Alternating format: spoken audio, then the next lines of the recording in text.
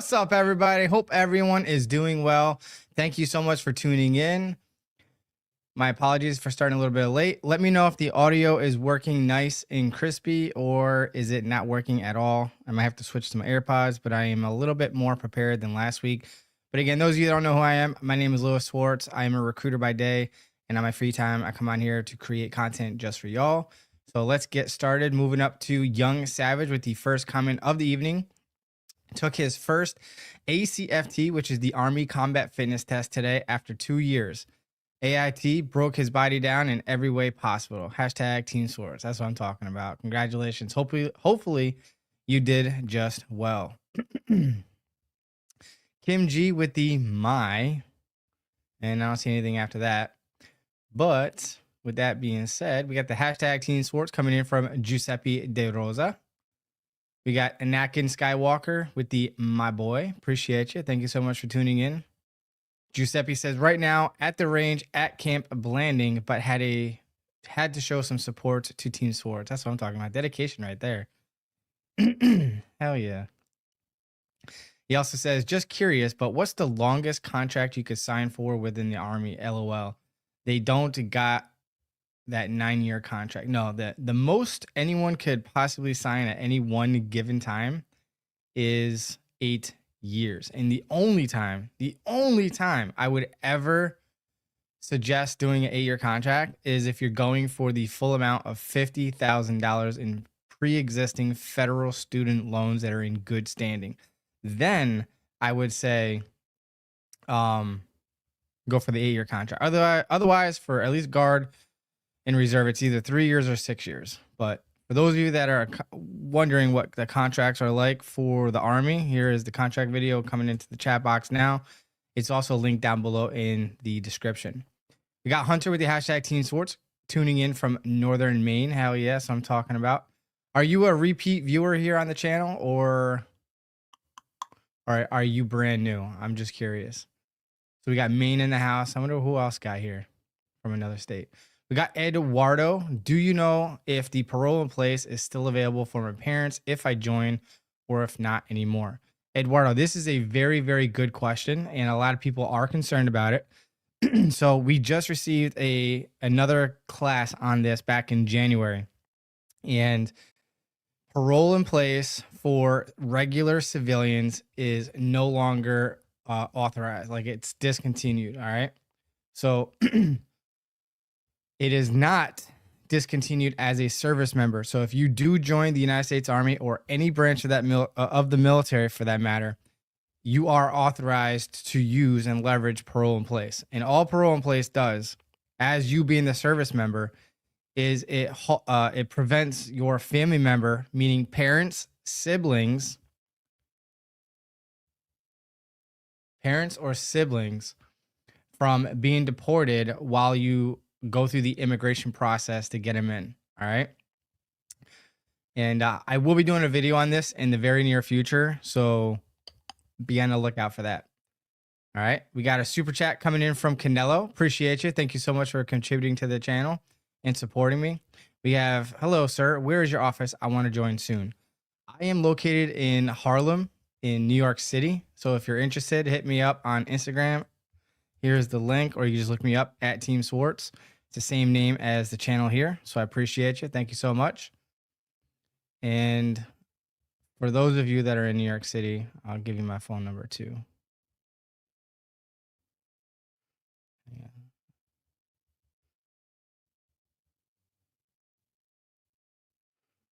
All right. So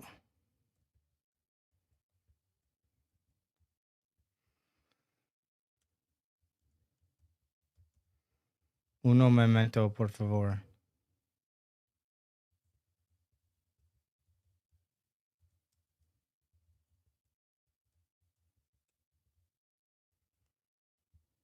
There we go. New York City only, though. Let me specify that.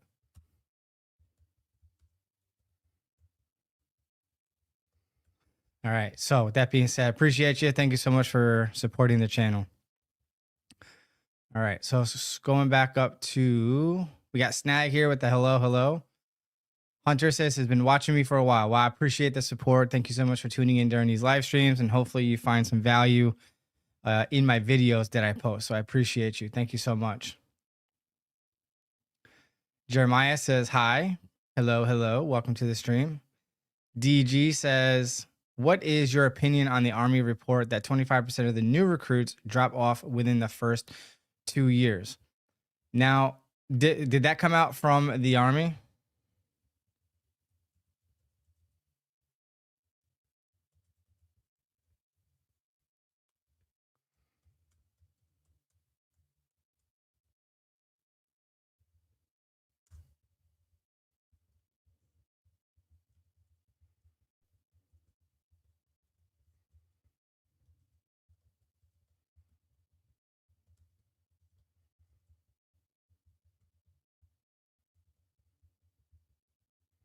I believe I read that that article, but I'm just gonna Perplexity search it real quick. I would probably say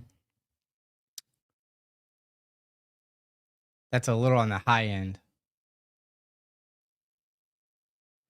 but I'm double checking right now. Good question. I don't normally get that a lot. And what could, more importantly, what could be done to mitigate that? Say less. I got you on that one. So while my computer is, okay, so it's doing some research right now.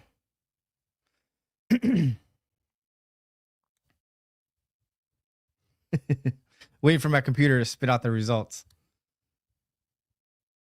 It's doing, it's the new AI called Deep Research.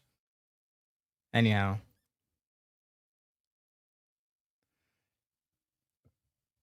Oh, I guess you're right. U.S. Army attrition rate analysis of a 25% dropout rate among new recruits.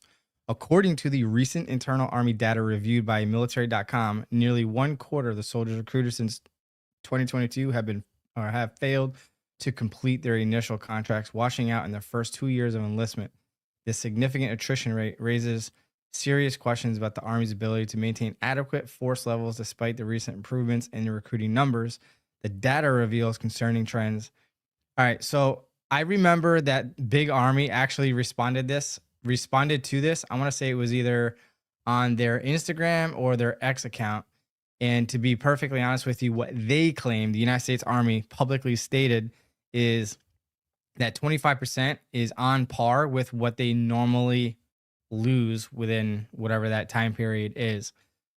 So that sounds about right, actually, because about 25% in just our state alone for the National Guard. I don't know if it's within the first 2 years, but I would say it's pretty on par, maybe a little on the high end. But according to the Army, they say or said that it's on par with what they normally report. So there's no change there. Military.com is just looking for views, I guess. All right, let me scroll back up. Kennedy Muruga says, following from Houston, shipping at 68 kilo in 1 month. Hell yeah. To you and to everybody else who's shipping out to Army basic training, good luck and make the best of this opportunity. Have fun. Remember, be on time, be in the correct uniform, all that good stuff. Show up is half the battle, and just keep your mouth shut, do what you're told, and have fun. Like, make friends, make experiences and memories for a lifetime.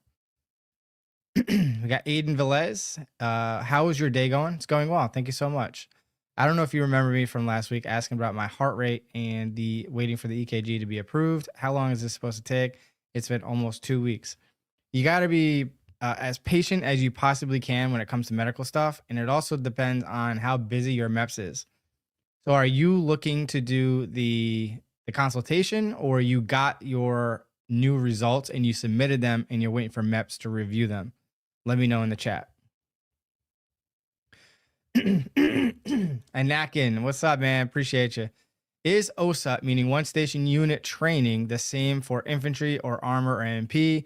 I know the lengths are different, but is the training close to the same? All right, so when it comes to OSUT, or even basic training for that matter, or all training. The curriculum, the graduation requirements, no matter if you're doing OSUT or basic training in AIT, the graduation requirements are all the same. There is no difference. The only difference that you may experience is when you're going through armor, MP, or infantry school, you have those MOSs training you, and they typically tend to be a little bit more strict and harsher, but in a good way, because they understand that the responsibility of that MOS and the seriousness of the role that you play in combat, they want to instill into you a set standard, the highest set of discipline and skills that you're going to need to defend and fight for this country. That is pretty much the only difference, other than what you stated here. Like, some of the schools may vary in length and training, whether it's 14 weeks or 22 weeks for OSUT. But as far as the training is concerned, so OSUT means that you're doing your basic training requirements and your job training in one location. So the difference between basic training and AIT is for combat support, you're doing basic training for 10 weeks, and then you move to another location with different drill sergeants and a different group with your job training. And that is the difference. With OSUT, you're getting trained by your drill sergeants the entire time, and you're doing your MOS or job training all in one location with the same drill sergeants. So that's the major difference. Hopefully that makes sense and that answers your question. Devin says, everyone was telling me not to join the Army. You know what? I really hate when people tell others that they shouldn't join, because you got to understand that when you're receiving solicited or unsolicited advice on whether you should join the military or that you did join, and now maybe they're sharing their 2 cents and their personal opinion on your decision to serve. And what I'm going to say to this is, unless they're paying the bills, putting a roof over your head, food in your stomach, money in your pocket, yeah, hear them out. They may or may not have valid points, but you got to understand 2 things. 1, it's okay for them to share their opinion as long as it's constructive, because they do care about you. Now, if they're not being constructive with their criticism in your decision to serve, and they're just telling you that, I don't know, being completely negative and treating you differently or less than, F them. Seriously, F them. Because when people give you advice or their opinion on something, it's based on their value system. And I can attest that most people don't understand or comprehend the reasons that we serve. And everyone serves for a different reason or another, but people just don't understand why we're willing to sign that dotted line, knowing that we could literally die from this profession or be disabled for the rest of our lives. So it is a serious decision. I don't mean to sway you by saying that, but people are telling you through their value system and what their interests are. And if they're not interested in serving, cool. Sit down, support me, or get out of my way. That should be your motto. Support me or get out of my way. Stand beside me or get behind me, but don't stand in front of me, as far as support goes. So hopefully, I don't know if that helped or not, but hopefully that helped you in some way. But I will be doing a video on this in the future. I was already thinking about doing that, because I actually have an applicant now. Their pastor is actually strongly encouraging them not to join. And he was actually a referral from another soldier. And it turns out that when she didn't tell anybody that she was joining, and she just told them that she had joined, and the same pastor told her that he's prophesizing that she's going to die in the next 90 days. So when she doesn't die in the next 90 days, I'm going to probably go to the church, raise my hand, and be like, hey, just let you know, this person didn't die yet. Your prophecy has failed. But nonetheless, again, people are going to have strong opinions about what you should do with your life. But most cases, they have no clue what they're going to do with their life or what they're doing with their life. Or maybe they're doing stuff, but nothing special. But they know exactly what you should do with your life. Funny how they don't know what they're doing, but they know exactly what you should be doing. So take anything that you get from somebody else with a grain of salt. Hear them out, but at the end of the day, make the decision for your reasons and your reasons alone. In fact, you might want to watch this video because this is pretty much in the alley of what I'm talking about. It's called Don't Join the U.S. Army Until You Watch This Video. But definitely check it out. All right, so we got Ian Klopper here. So Ian says, hello. Do you have to go to a local office, or is there a team online recruiters who can schedule you for MEPS and ASVAB? So if you're going regular Army or Army Reserve, what we refer to as USAREC recruiters, they have the ability to remote recruit you, right? Kind of like virtual recruit you. And they will leverage local recruiters to process you at MEPS if they don't get you to MEPS on their own accord through Uber or other means or whatnot. But if you're going active duty, I definitely encourage you to check out ERICKA Bernie. She's in California. This is her handle or her name on Instagram. On Instagram.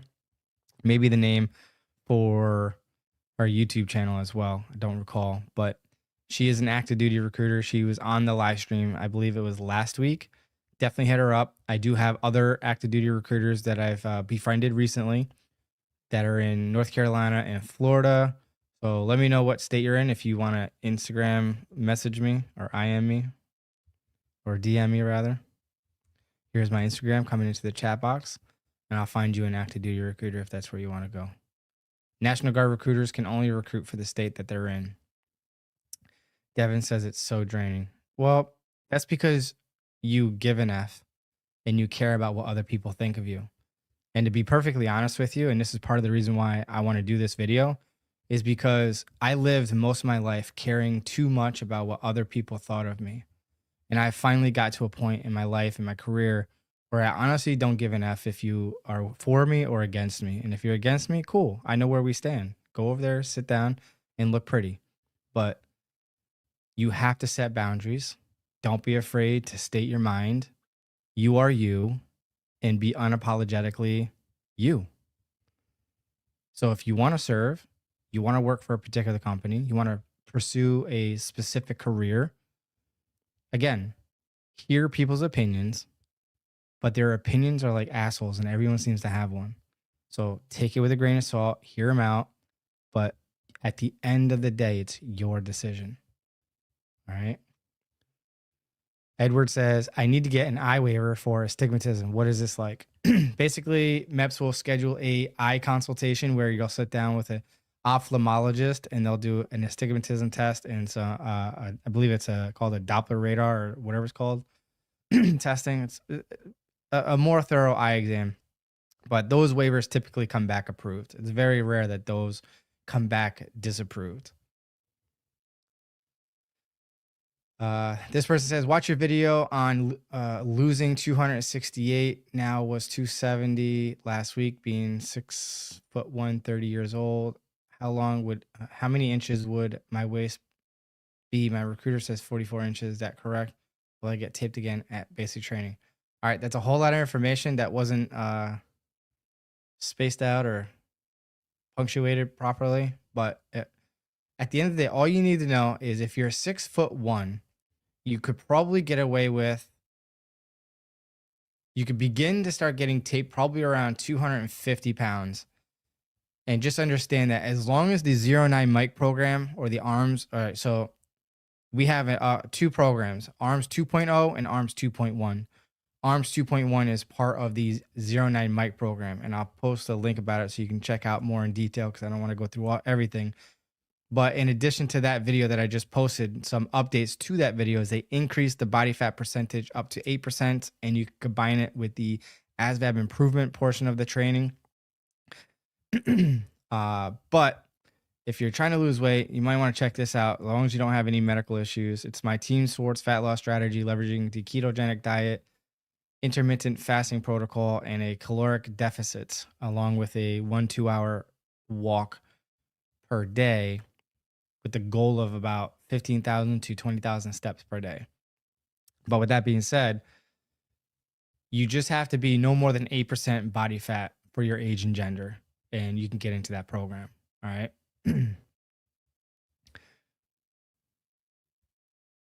Jeremiah says, I hope you go to Fort Sill for basic training. I'm not sure if you meant that for me or somebody else, but I'm actually a full-time recruiter for the New York Army National Guard during the day, of course. And then on my free time, I come on here as Lewis. This is my personal page as previously described. But yeah, so I won't be at Fort Sill if you're talking to me. But with that being said, I'm going to come back to you Y2 something or other because I got a couple of super chats. We got Canelo here with the super sticker. Thank you so much for supporting the channel. I appreciate you. Thank you so much. Also to New Jersey, Kathy, appreciate you. Thank you so much. This person says, thanks for helping everyone and navigating and joining the military. You're spot on. Appreciate you. Thank you so much. Means a lot to me what you said, not just the super chat that you gave me, but I do appreciate it. Thank you so much. I love helping people out. I've been helping people out on the internet since 2012. More so from 2015 further. And then I hopped on YouTube and it's been a wrap ever since. I'm just going back up to see. Okay, so I was right. Oh, we got another. Hang on one second. YC210, I'll come back to you. Uno momento. I got another super sticker, I think. Yep, super sticker coming in from Tito Randy. Appreciate you. Thank you so much. That means a lot to me. Thank you for supporting the channel. It goes right back into it. If my wife only knew how much money I put into this channel between equipment and software and all that stuff, she'd kill me. Thank God for tax write-offs.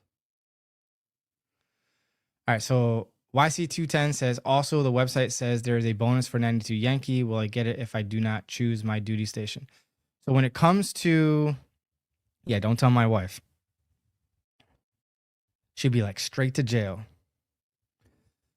But when it comes to active duty, you're really going to have to consult your active duty recruiter. Because when it comes to the Army National Guard, it is going to be state specific, and it's only two bonuses that you get: a critical skill MOS and a low density MOS. And it's only 2 per state. I'm not sure if your state has 92 Yankee or not, as one of those being the MOSs that they're trying to fill. I would imagine that 92 Yankee is not the type of MOS that they're going to be critically low in.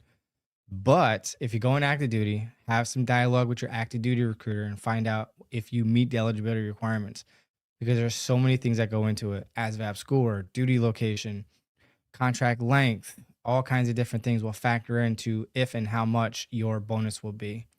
So, and this is forever changing. So that's why I'm referring you to your active duty recruiter to find out what that is. So 92 Yankee is either supply or logistics. So supply specialist, or I'll tell you right now, I'll look it up while I go to the next point.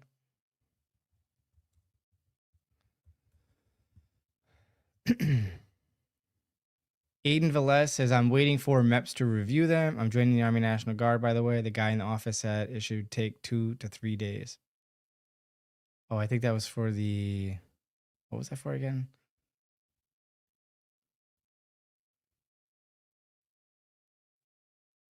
Heart rate. Yeah.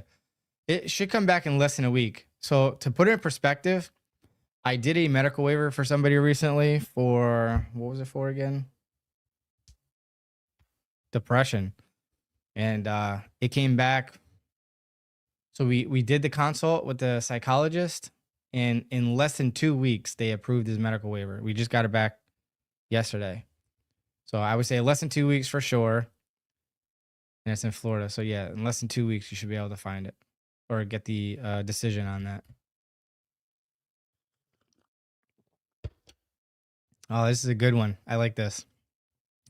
DG reports that people that join the Army thinking that they will only do their job without realizing that the Army will use them as they are needed. You have to want to do all of the Army stuff if you want to be happy in the Army. That rings true. That is 1000% true. You're definitely going to be doing things outside of your MOS, if you're active duty, more so. Like you got motor pool Mondays or whatever they call it. There's a lot of things that you'll be doing. But yeah.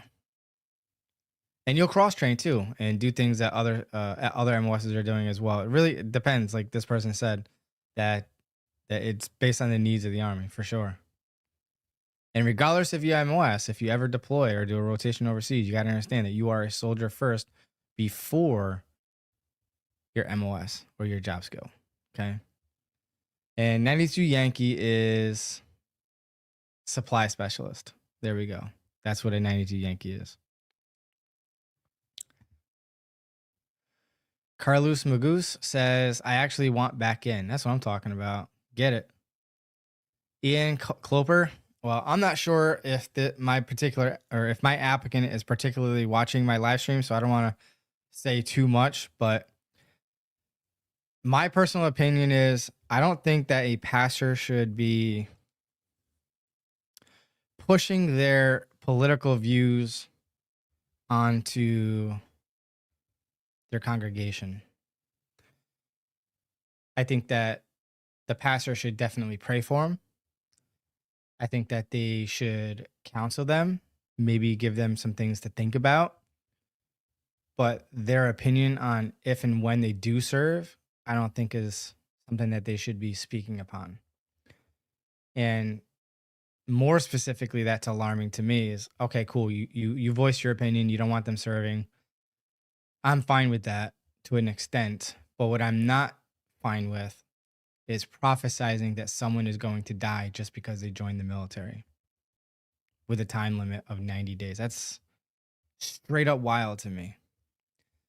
And what I will eventually share with him, because he is still interested in joining, is it biblical? Is what your pastor is saying or doing backed by the Bible? And if it's not, then there's your answer right there. But that's all I'm going to say about that. To me, it sounds cultish, but based on some other things that I heard from their church. But he also does a lot for the pastor at that church. So that could be a reason to why he doesn't want him leaving, because he does a lot for the church. Anywho, South Jersey. Hey, what's up, man? Thanks for the help. It says 100% on the advice from Uncle Lou, but know that the same people don't want to see others succeed. That is so true. If you can't do it, at least go talk and see how you feel. That's what I'm talking about. DG says, I actually enjoy and wish the Army was more old school at times. Oh, I hear that for sure. Has to keep relevant, and that means change. Can't stop it, but you can only hope that it gets better. Yep. NJ Kathy says, basic was the hardest 12 weeks of his life. He didn't quit, and he kept on trucking. He has gone from thinking this was the worst decision to his life to the best decision ever. Yes.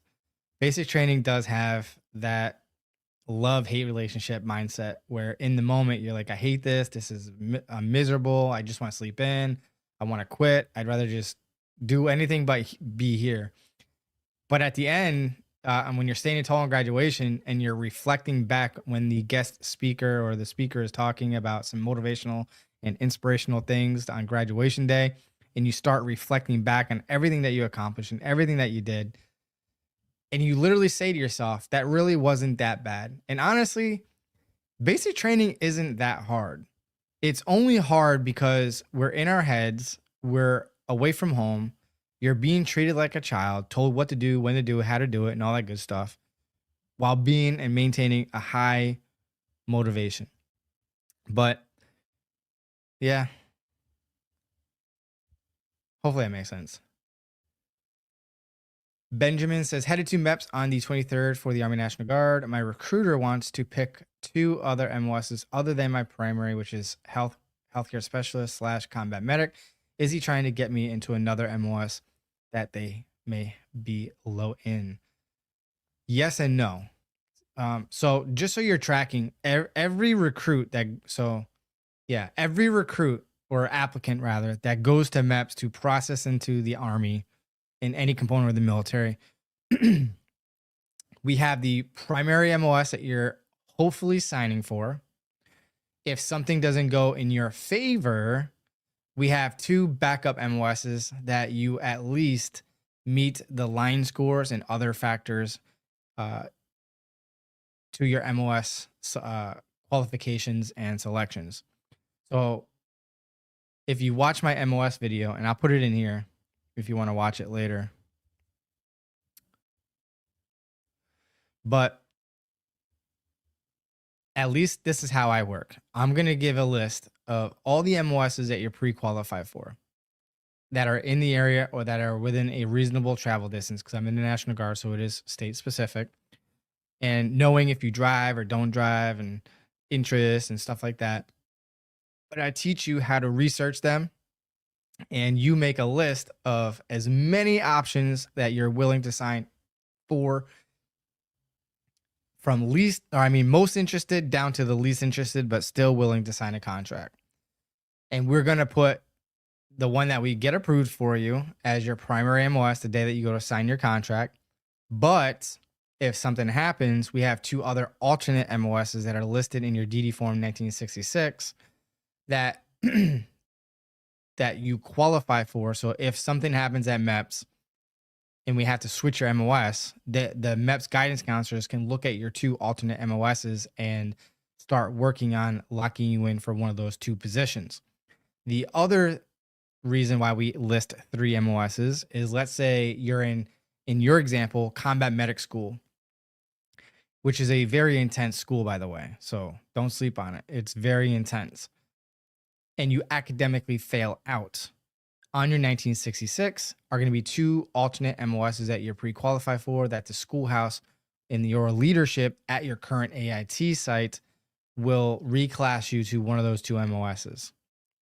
That's why we list those MOSs. So that's why we have alternate MOSs on there. So hopefully that makes sense and you can feel better and more at ease to why we have alternate MOSs on that list. Anakin says, do they still do the, yes, they do the peanut butter shot. Yep. So if you want to check out specifically to what you're getting, check out this video, but ignore the COVID references. All right.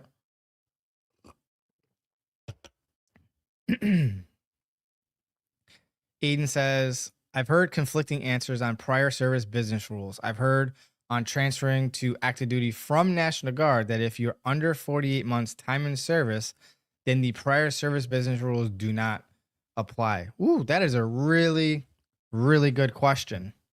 And hang on. So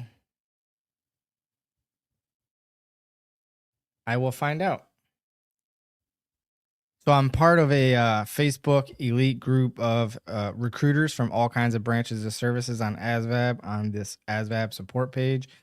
So I'm just going to throw this in there for my USAREC recruiters and find out if that is true.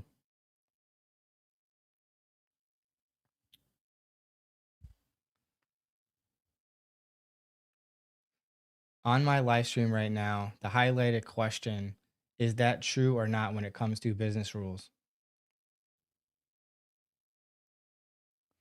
All right, so while we wait for the results to that, oops.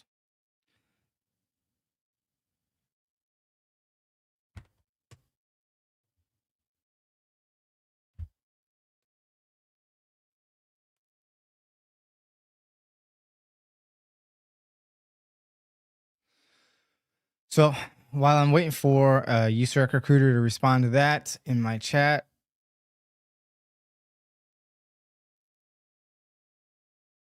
all right, so my active duty one of my active duty recruiter friends said incorrect, business rules apply. And that's straight from the active duty recruiter. So I don't know if you're going to be able to see that.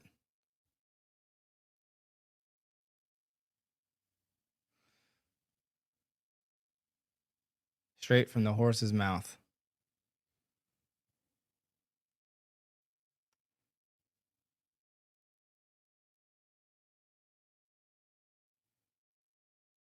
Hang on. What do you say?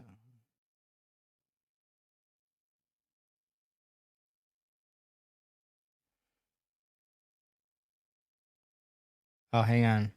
Another USAREC recruiter said, depending on the rank, remember getting an email a while ago for E4 and below, regardless of time in service, no longer fall under business rules. E5 and up, regardless time in service do. Interesting. So we got 2 different responses from 2 different active duty recruiters.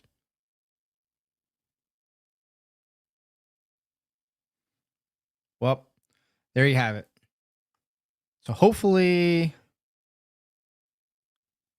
the prior service business rules don't apply, because those of you that don't know that are looking to get back into the service, the prior service business rules basically restrict you to certain MOSs only, or certain opportunities, if that makes sense. But with that being said, now you know. And Aiden, I knew what you meant. Saint said, well, I lose weight during basic training, looking to get RASP and not sure if basic will let me a little off. I've heard mixed things. So yeah, if you've got a little extra under the belt, you will definitely lose body fat, and you will definitely build muscle. Whether or not you lose weight is a different story. I would assume it's safe to assume that you're definitely gonna lose weight, but you're definitely gonna lose fat, and you're definitely gonna lose or gain muscle. You're literally gonna have muscles popping out that you never knew existed, providing that you don't cheat yourself at basic training. So typically on a given day, after you get through red phase, there will be maybe 1, maybe 2 drill sergeants per day. And when they're smoking you or doing PT, it could be, when you're doing organized PT in the morning, there could be 1 drill sergeant for like 500 trainees. So they're not going to be able to be on you all the time to make sure that you're doing the exercises correctly or at all. So don't cheat yourself, and you will come out of there in the best shape possible. And to know if you're going to be offered RASP, if it's not in your contract, then it's not guaranteed. But if you can score a 540 and above on your Army Combat Fitness test, and they offer it, they're only going to offer it to the people that score rather high on the Army Combat Fitness test. Just throwing that out there for you. You're very welcome, Kevin. Appreciate you.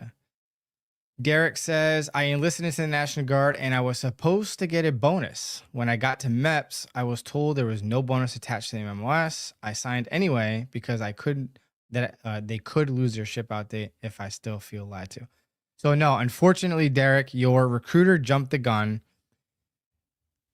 So when it comes to bonuses, and this is the frustrating thing, which is why I never, ever, ever talk about bonuses.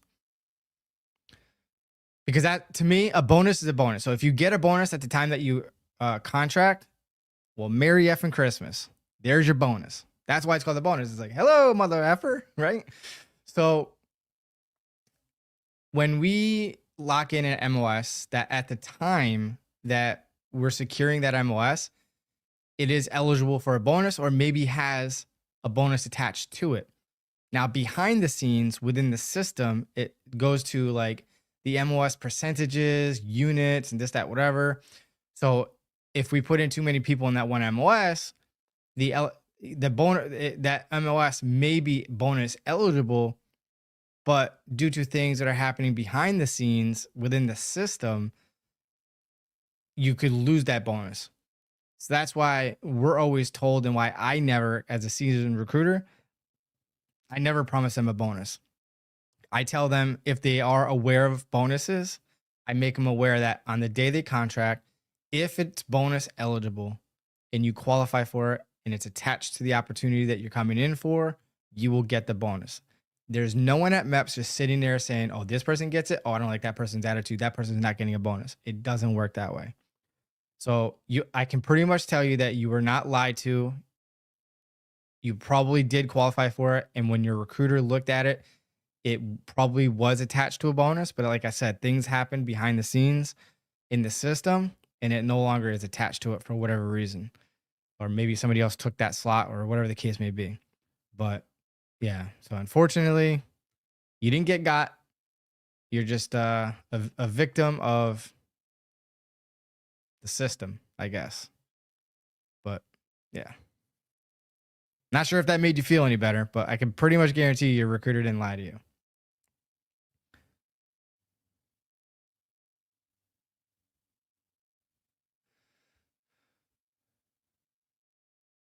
All right, so YC210 says, joining with a moral waiver, I was told I am not eligible for 09 mic. If it's a a major misconduct, that is true. Like a DM, PM level waiver, which is the highest approval authority that needs to decide upon your waiver, then that is true. You're not going to qualify for the 09 mic program, unfortunately. If it was like a minor non-traffic or a misconduct, if I remember correctly, misconduct I think is allowed, but major misconduct is not allowed. So, or I could, yeah. It's been a while since I looked at it, but I talk about it in my 09 mic video. So if you check that out, it'll tell you. Christian Gomez says, hello, sir. Thank you for your service. Well, I appreciate you. Thank you very much. Carlos Magus says that really works as a 24-hour fast once a week.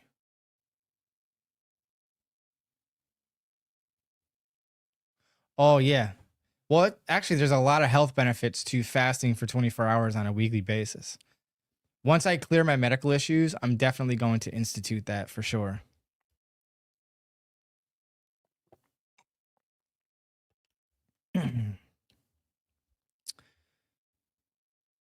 Yeah, I had an emergency gallbladder removal surgery about 6 weeks ago. And I still have some residual effects from gastritis within the stomach lining. But yeah. Anywho, I actually like Fort Sill, even miss it sometimes. I hear that.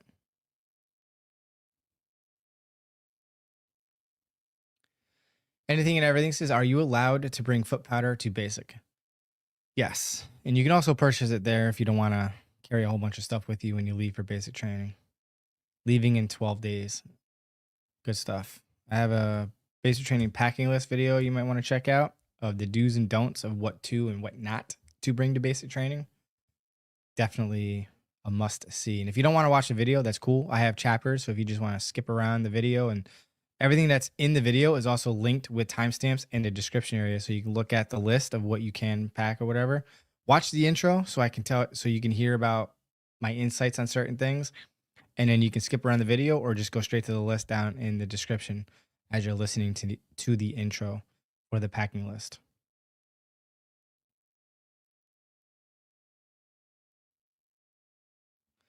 All right, Anakin, you're actually getting pretty close. So if you're 6'1", again, 250 and below is when you can start going on a weekly or every other week basis to your recruiting office to check your body fat percentage to see if you're good to go.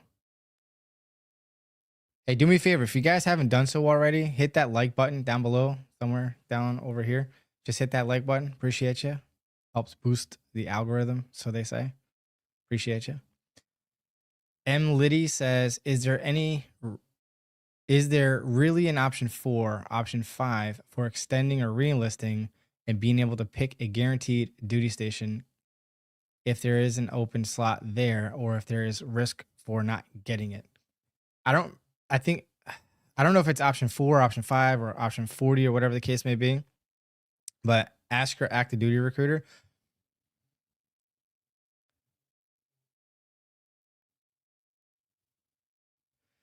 But for new enlistments, you get duty station of choice if you meet that criteria for that option, if you're going through that option itself.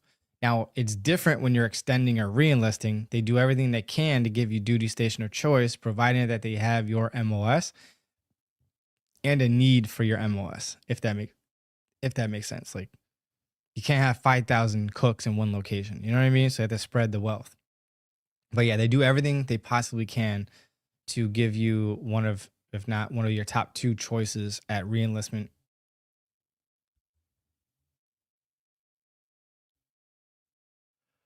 That's probably why I don't recognize option 4 or 5, because those are re-enlistment options. But Army career counselor, if you're on active duty, go sit down with your Army career counselor so they can consult you on that, because they're going to be up to date on all that good stuff. But from my understanding, from every career counselor that I met on the Army Reserve side, they'll do everything they can to get you your next duty station of choice.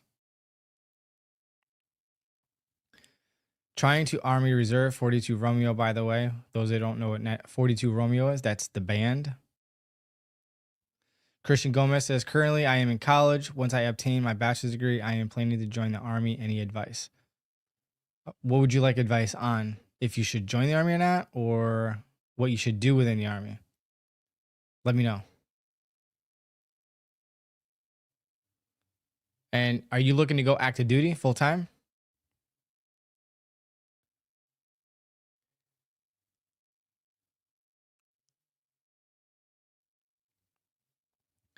Anything and everything says any thoughts on 12 whiskey, which I think is Carpenter, or yeah, whiskey I think is Carpenter. That's my MOS for reserve. That's what I'm talking about. And it's a very good skill. I'm gonna double check if that's Carpenter. But anything in the 12 series is good, especially if you want to do that for your own personal projects or working around the house or whatever, or if you want to get into like a local union, right? And you might want to check out this program. I'm not sure if it's just restricted to the National Guard, but I want to say it's for all three components of the Army. It's called Helmets to Hard Hats.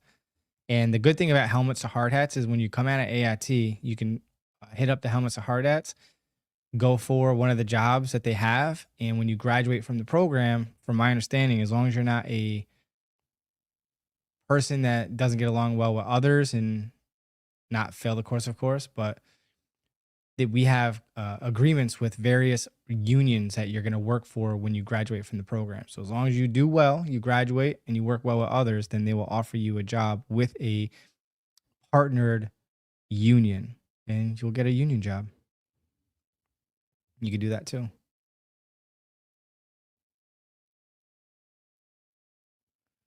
Ernst Adrian says 42 Alpha going to basic training next month. Hallelujah. Good luck. Do what you're told, be in the correct uniform, be on time, and you will be good to go.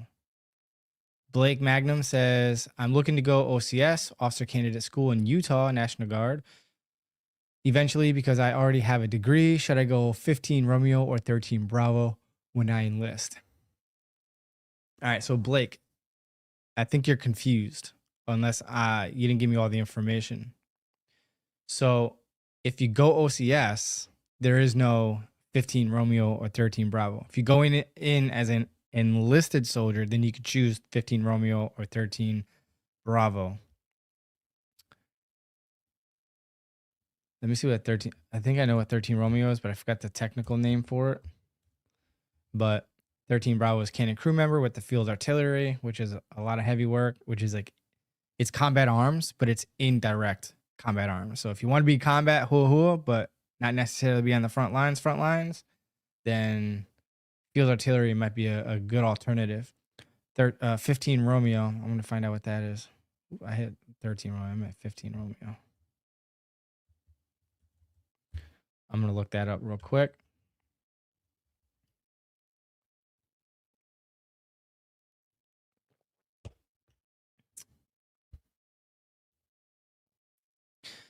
So, but OCS, you're definitely going to want to watch this video right here.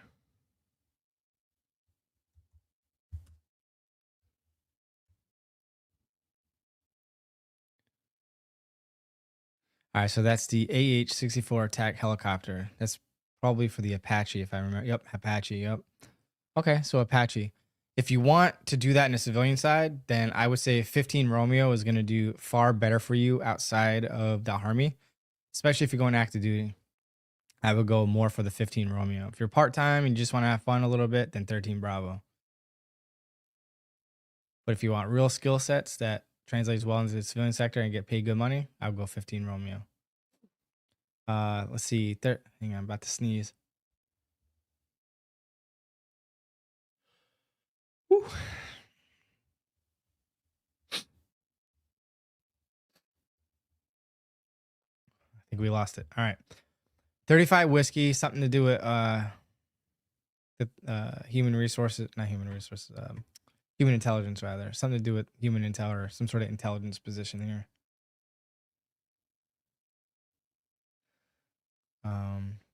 Ships out in June. Recruiters calling for Knox every week to see if someone drops out. Okay, yeah. So 35 series, they have fewer classes than like other MOSs like infantry and stuff like that, which are like a dime a dozen. But yeah, we do the same thing. So anyone who signs a contract and their ship dates, like let's say August or September, on a weekly basis, we look for available training seats for people that drop out for doing something stupid, like getting arrested or they get injured and they drop out for one reason or another or quit. Then those training seats become available. So yeah, and That one's going to be kind of on a tougher side to get because there's fewer seats for that. But I think it's possible. All right, Ethan Huffman, you're up next, but I got a couple of super chats coming in from the bottom. So give me a second. Viper, appreciate you. Thank you so much for supporting the channel. I didn't see a comment attached to this, so I'm not sure if you had something you wanted to add, but I do appreciate you supporting the channel. Thank you so much. Then we have Bryson. Thank you so much for supporting the channel. What's the new shark attack replacement? It's called for infantry, at the School of Infantry, they call it the first 100 yards. So if you Google first 100 yards, then you'll see what I mean. And all the other basic training sites have created a variation of that, but they don't call it the first 100 yards. They probably call it something else, but it's a variation of that. So basically, they give you a mission, a task, and you have to complete it to its entirety. And they may or may not add 3 parts of the ACFT, like the first 100 yards. And then the platoons that don't perform the best will receive additional corrective training. And yeah, but it's more physically taxing compared to the traditional shark attack. But yeah, that's what it's called. And Viper just gave me another one. Hang on one second. Thank you so much again, Viper. Sorry you didn't attach your comment on the first one. Appreciate you though.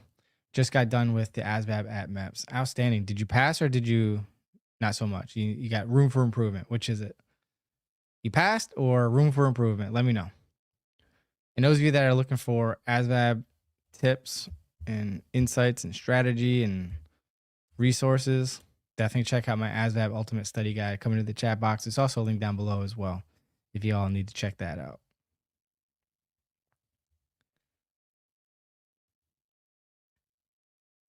Sorry, excuse me as I scroll back up.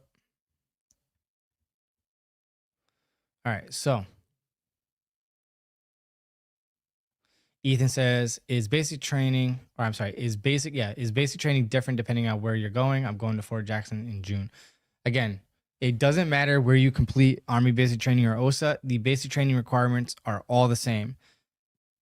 How that training is delivered is based upon your drill sergeants. Think about it, like when you were in school or college, not all professors are alike. Some professors are better teachers, better coaches and mentors, while others are just there to collect a paycheck. Kind of the same thing. But as far as meeting or exceeding the basic training graduation requirements, it doesn't matter if you go to Fort Jackson, Fort Benning, Fort Sill, or Fort Leonard Wood. The training is all the same. That's all you have to worry about. All you have to worry about is graduating. That's it. Doesn't matter where you go. All right. And Atkin Skywalker says, would you go back in time and switch MOSs or go active or reserve? Ooh, that's a good question. I was going to save that for like a future video, but what do I have to say about that?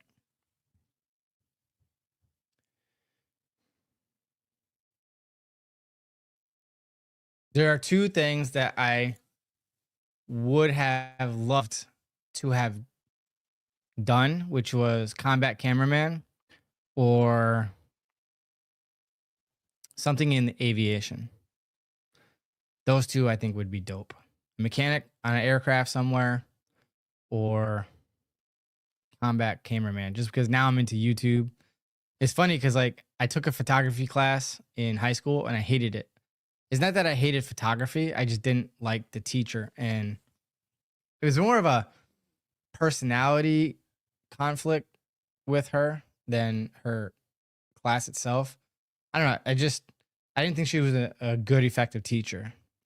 And yeah, but it's funny and ironic because now I take photos and videos and edit and all that stuff, which is ironic. But yeah, like combat cameraman and aviation mechanic. Those are what I think. Now, would I have done reserve? Hell no. I think National Guard is better than reserve, but that's just my personal opinion. You make your own informed decision. But should I have gone active duty? I do feel that if I had gone active duty, that I'd probably be at least a master sergeant by now. and maybe even a sergeant major. Because I was high speed. Now that's not because the National Guard, it's just because I have my own reasons to why I'm not a master sergeant by now. And it's only because I didn't want the next rank in recruiting. I like being a recruiter. I like being in the field. I'm a technician, and I don't think that's ever going to change. And I'm at that point where I want to retire, so I definitely don't want to get promoted, because when you get promoted and you want to retire at that rank, then you need to hold that rank for 2 years or so. But yeah. At some point, I'll do a dedicated video on this, and I'll give you more of a detailed response to that. Let me scroll down because I got a new super chat coming in from Flynn Vassence. Thank you so much for supporting the channel. For those that get to take the PiCAT, one, don't cheat on it. And if not, and it will not help you if you fail the verification test at MEPS. So make sure it's legit, for sure. This person cannot be more right. So when you take the PiCAT, at least for me, I give a set of rules, time hacks to complete each section.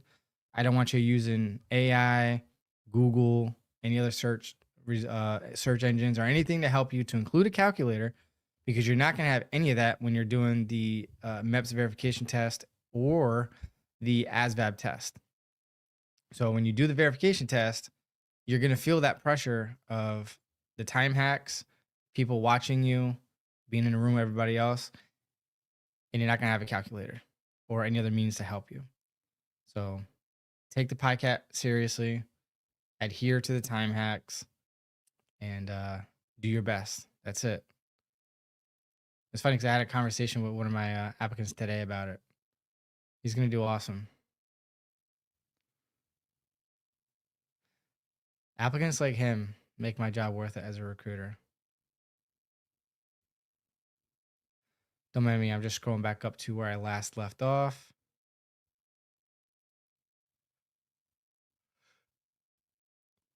Excuse me. All right, Nakin Skywalker said, would you go back in time and switch MOS? Oh, you already talked about that. My bad, your fault. Ernst says, I'm going to Fort Jackson, April, 42 Alpha. That's what I started my career in, 42 Alpha. Well, back then it was a 71 Lima administrative assistant, but it's now 42 Alpha human resources specialist. But yeah, good stuff. Ernst said you got a 46. Ironically, I got the same score as you. Look at that. Who would have thunk? Blake said, oh, that's not for me, but it says, I'm wanting to go AGR, and I have heard it's easier to start off with AGR if you enlist and go OCS later. Oh, I see what you're saying. So if you want to know about AGR and all that good stuff, here's a video about full-time National Guard Reserve opportunities and how that works. But yeah, that would make sense if you want to be enlisted first so that you can go AGR.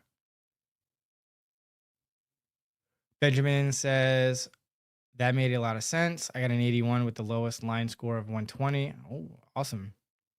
I really don't want to do much else as I am a firefighter paramedic already, and this is basically my life. Man, that's exactly what I wanted to join for when I first signed up, which was to be a firefighter, because I was a volunteer fireman for my local town in upstate New York. But the New York Army National Guard does not have any 12 mics firemen. But yeah, so I settled on human resources specialist because I failed the red-green color vision test. So yeah, I was supposed to join as a 13 Foxtrot.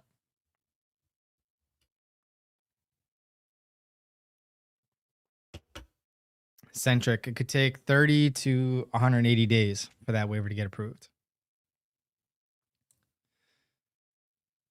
Kevin Nugent, I'm coming back to you because I just got another super chat, I believe, or super sticker. Centric. Oh, okay, yeah. Okay. Well, first of all, thank you for supporting the channel. Appreciate you. And I just answered your question. Our RE3 waiver takes fraudulent enlistment, and how difficult is it? And it's not that hard. It just depends on the reason to what the fraudulent part of your discharge is, if it's waiverable or not. But yeah, the waiver could take an average of 45 to 60 days, best case scenario.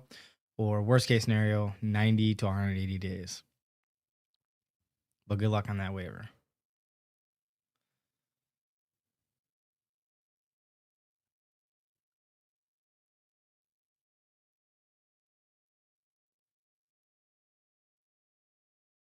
I'm just scrolling back up, so give me a moment.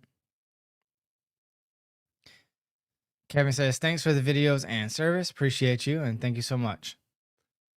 Flynn says, I will continue to work out before basic, so it's not quite as hard, even though it's still going to be tough. It'll help me get through it. Absolutely. And if you want to know how to prepare with free workout programs, check out the description area of the video I'm posting about how to prepare for basic training. If you haven't seen it already, I'm pretty sure you have. But for those that are here and don't know about it, definitely check that out.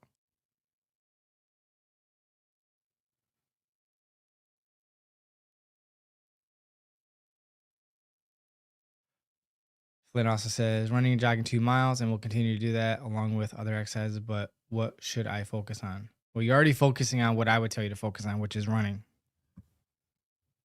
So if you're running 2 miles in less than 18 minutes, then you're in a good spot to be before shipping. In the video, express why. Liddy says, what can you negotiate when your enlistment window is open? Bonuses, rank, no.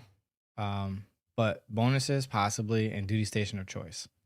Now, I don't recall if you are regular Army or Guard or Reserve, but yeah. Ernst says, is it true there are no bonuses for GD diploma? Absolutely. That is 100% correct. Now, the hack to that is going to sophia.org. I'm posting a video in the chat box called Join Without No High School Diploma or GED. And in the video, I talk about a website called Sophia. Now, back in the day, Sophia was a standalone thing that we could use to get college credits and have you join with that. But a GED is considered a 2-tier evaluation or credential for your education. A high school diploma or a college degree or 15 or more college credits will make you a tier 1 like a high school diploma. So with your GED currently, if you were to enroll into Sophia and knock out at least 15 or more college credits, then that will make you a tier 1 education credential, education credential instead of a tier 2 as a standalone GED. Hopefully I'm making sense here. So again, GED is tier 2, high school diploma or 15 or more college credits will make you a tier 1. Now, if you're smart and you watch the video, knock out 24 to 48 college credits, and then you could get not only make it a tier 1, but you can advance in rank with 24 to 48 more college credits. Now, it's $99 a month, no sponsorship or anything like that, no affiliate or discount link for you with that, but it's an easy way to get up to 48 credits in less than 30 days, or at least 15 in less than 2 weeks, because it's dumb easy. And listed in the description area is a list of MOSs that you can, not MOSs, list of courses that are multiple choice and easy to get. All right. And use the Florida State University, as I talked in the video, to convert your Sophia credits into official college credits and receive the official transcript. All right. So good luck to you. Hopefully that makes sense. Derek says, thanks for answering my question. And yes, your answers did help me feel better. Thanks for what you do. Your videos are a reason I went National Guard instead of Army Reserve. Thank you. You're very welcome. Appreciate that. Go Guard, baby. No biasism there. I keyed. Andre, what's up? Looking to get up to at least E2 pay grade, going into basic, struggling really hard with whatever M or 2MR is, but I'm confident in other physical tests and Future Soldiers website info anyway around 2MR. I'm not sure what 2MR is, but if you could break that down for me, I'd be more than happy to look into it. But I have no clue what 2MR is. So from the E1 to E2, we have the Stripes for Skills program where you pass an Army Combat Fitness test and a written and practical exercise on various topics I talk about in my basic training prep video. And the study guide is in the description area of that video for that, but referrals will get you all the way up to E4 specialist. Tito Randy, what is the typical ship out date for boot camp throughout the year? It really depends on the MOS. So when you're at MEPS and you're going to sign your contract, the system is looking for a basic training end graduation date and the beginning or start date of your AIT. And as long as that's within 2 weeks of each other, that's how ship dates are populated into the system. And then you pick and choose when you leave. So it could be as early as a week or two after you sign your contract or under 4 months out from the time you sign your contract. There could be exceptions to be made to push it out to 6 months out if there's an available ship date further out and there's not one currently under that 4-month window. So hopefully that makes sense. Also, what is it? Talk about that. Alden says, appreciate what you do, Sergeant First Class.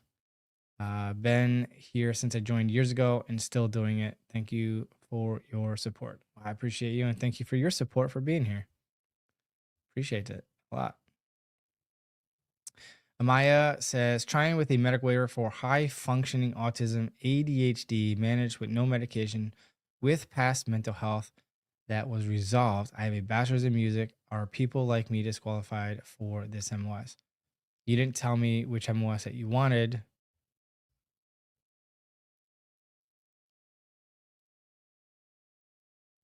Yeah, you didn't tell me what MOS that you were trying to go for. But as long as you can obtain a medical waiver, you can go to any MOS that you want. So if you want to know more about medical waivers, here's this video, which is my medical waiver guide with insights and all that good stuff, and my autism video as well. You definitely want to check that out. There's additional requirements. 42 Romeo. Oh, yeah, that waiver is not going to prevent you from getting that MOS. You're Gucci.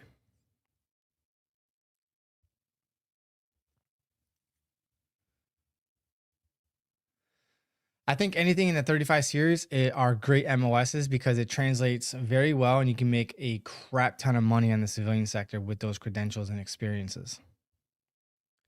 Willie Spratt, I joined the Army as an officer. I've been training for 1 month. I still have 5 months before I leave for basic. I'm trying to have my body in the best way possible. Did you use a training guide? Yes. I said it a few moments ago, but I'm going to post it again. But here's my basic training prep video, and I have at least 2 free programs in the description, and I talk about how to improve your running before you leave as well. Definitely check that out. Listen, you're asking the wrong guy because, again, my daytime job is a recruiter, and when you ask me, what about 88 Mike or any MOS, listen, every MOS is the next best thing since sliced bread.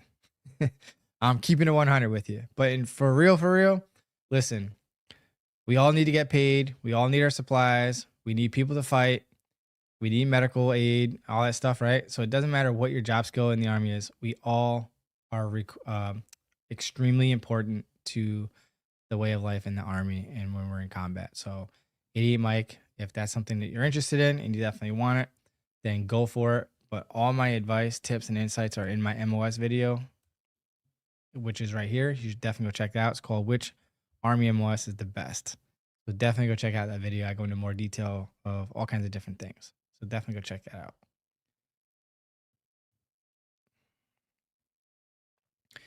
With your CDL and possible experience, you could look at a ACASP, a Civilian Acquired Skills Program.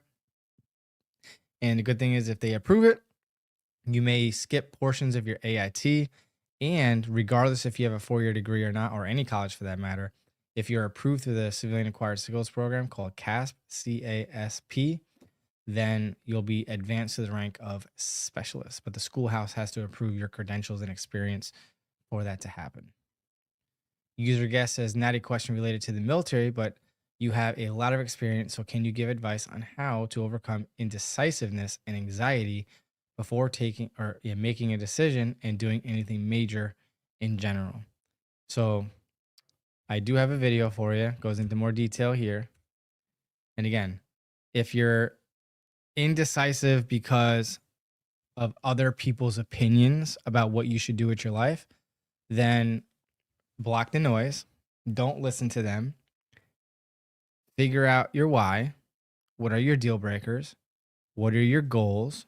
And whatever it is that you're doing is what you're about to do, like joining the military, going to help you achieve these goals and all that stuff cheaper, better, and faster. But at the end of the day, you have to want to do it for your reasons and your reasons alone, not because of anyone else. Remember that, right? But if it's about joining and you're indecisive, check out that video I just posted about don't join the U.S. Army until you find this. But usually the ones that I find that are indecisive is because they scored really, really high in the ASVAB, meaning that they're very, very intelligent, and probably so intelligent that they're indecisive because they're afraid to make a mistake. So they're weighing out their options, and these types of people typically don't end up pulling the trigger and making a decision, at least for joining. And these are the frustrating ones to work with as a recruiter because they're so analytical. They're over analyzing everything and overthinking everything, which is fine, but you have to make a decision. And yeah, I don't know if that helped or anything, but Dion, I'm coming back to you because I think I got a super chat from somebody. From Flynn again, I should tell you I ran 2 miles in May. Hey, that's what I'm talking about. Under 18 minutes. Hell yeah. That's what I'm talking about. Good job. You didn't have to super chat me that, but I do appreciate it nonetheless. All right, Dion, ship out in July as a 35 whiskey. Do you know anything about top secret clearance process? What do you need to know about it? Just know that it's a little bit more intense. They look at your family and associates a little bit more with a little bit more scrutiny, and they will question you a lot more on certain things. But what is it exactly that you want to know about?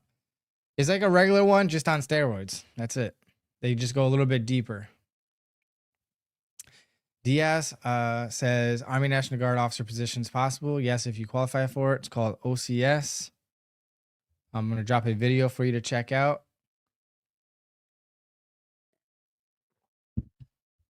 M1 Garrison says, I just scored a 94 in the ASVAB today, and according to my recruiter, I got 130 or above on every line score. Wow, you killed it. Knocked it out of the ballpark. What is line score is out of?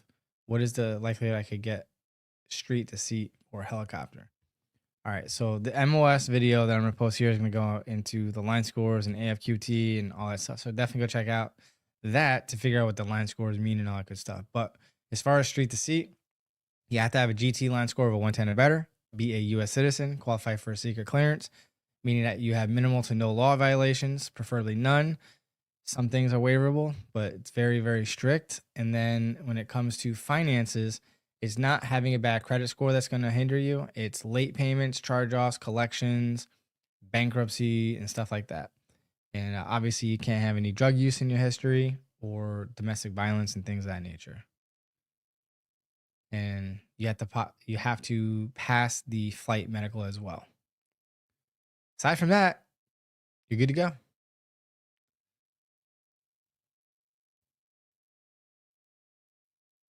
And I hope that you make it. Ian says, if you enlist as a soldier and already have a degree, when can you apply for OCS? I recommend in my OCS video that I just posted, right, is right at the beginning. So if you have any intention of going to OCS, in my opinion, you're better off getting the recruiting command to, what's the word I'm looking for?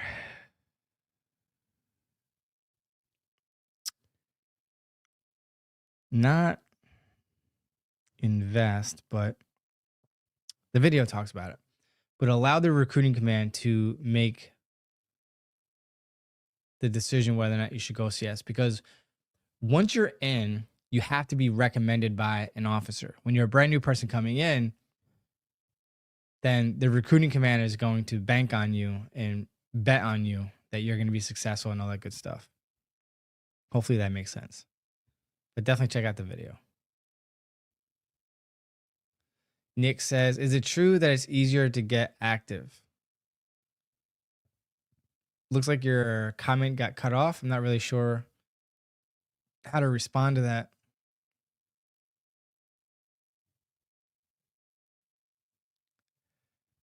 Good luck, Yari. Appreciate you. Oswin says, what are the pros and cons for going reserve or National Guard from active duty when you already have a degree? What are the medical requirements? What are the pros and cons for going reserve or National Guard? Well, I mean, that's going to be dependent on you, honestly, but here's a video that will break it down for you, Barney style, the differences, pros and cons, similarities and differences for the Guard and Reserve. And maybe that will explain everything to you in more detail, to what the differences are and all that stuff. But if you want to be restricted to just your state, then go Guard, especially if you want to do more than just your 1 week in a month. So if you're prior service and you're thinking about going Guard or Reserve, if you only want to be a weekend warrior and do just your weekend drills, then go Reserve. If you want the ability to not only do deployments and rotations like the Reserve in the Guard as well, but if you want more responsibility with helping out in times of need for state missions, state emergencies and such, then go Guard. So if you want to help out your community and state in times of need, go Guard. If you just want the bare minimum, just to check the box that you got drill or whatever, then go Reserve. And yeah, the video will express everything else that may be a pro or may be a con. But again, I don't know you well enough to really make or help you determine which one would be better, because it's really up to you. But make an informed decision, all right? And you should be fine. Branson, I'm going to come back to you because I just got another super chat coming in from Luis Rodriguez. Appreciate you. Hashtag Team SWARTZ, dropping in to show support. Hope all is well. 32 credits. Where is 13 Bravo stationed in New York City? It is stationed in Jamaica, Queens, and I think they went up. Yeah, I think they went back up to the Bronx, New York. So Bronx and Queens. Appreciate you, buddy. Thank you so much for supporting the channel as always.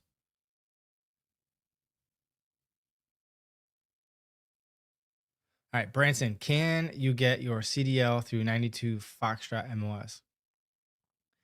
No. Well, I shouldn't say no, but any of my 88 mics or 92 Foxtrots out there that can confirm or deny this. I know for the Army and 88 mic, after a certain period of time that goes by, you can submit your credentials from the Army and your experience to your local DMV, and they may give you a CDL license. I know that's how it is here in New York. I think if you have 2 to 4 years, something like that, of being in the Guard as an 88 mic truck driver, then there are certain things that they waive at the DMV, and you get your CDL license. So it's a possibility, but 88 might be a better option for you if that's the case. I'm not too sure about 92 Foxtrot as a fueler, if that would apply to you as well. Nick yeah, I'll just say Nick. Is it true that it's easier to go active duty from reserve for 92 Romeo musician? So it's the same process to go from Guard Reserve to active duty. I would say you might, I don't want to say the wrong thing because I don't want to be inaccurate here. But a true statement is you have to get conditionally released from the Guard or Reserve to go active duty. And it doesn't matter about your MOS and whether or not it's easier to get through from Reserve.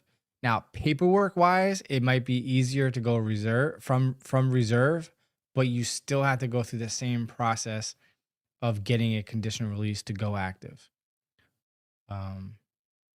So from my understanding, no, that's IR to Reserve. Never mind. Take that back. But it's the same process for Guard and Reserve to go active. And again, it's not MOS specific. JG says, answering, go Guard, don't do Reserve. They'll keep you in a hole just to fill in a spot and next let you go. I don't know about that, but you do what you think is best. Nakin says, what's the best thing you did in basic training? The best thing I did or the most fun I did or had while I was in basic? The best thing I did in basic training.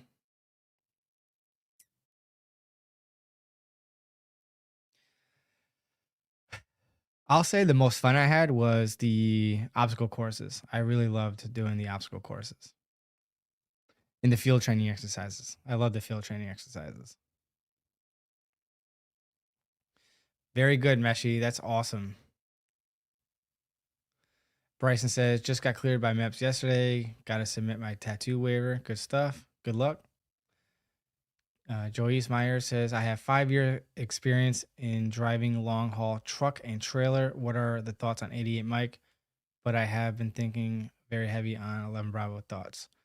Honestly, my thoughts are going to be expressed in this MOS video here that I'm posting into the chat box, also linked down below. But if you have a CDL and you have a certain level of experience, regardless if you have a 4-year degree or not, if you go in through the Civilian Acquired Skills Program, so ask your recruiter about ACASP, ACASP, Civilian Acquired Skills Program. And if it's approved by the schoolhouse, then you'll join as a specialist E4. Now, whether or not you should go 11 Bravo or 88 Mike, 2 total different worlds. And I don't know you enough to determine which one you should go for. But my video will break that down for you. All right. Viper, I'm going to come back to you. I got another super chat coming from Flynn again. Appreciate it. It was 19 minutes and 57 seconds. Either way, it's under 20 minutes because you have 22 to 23 minutes to pass the run.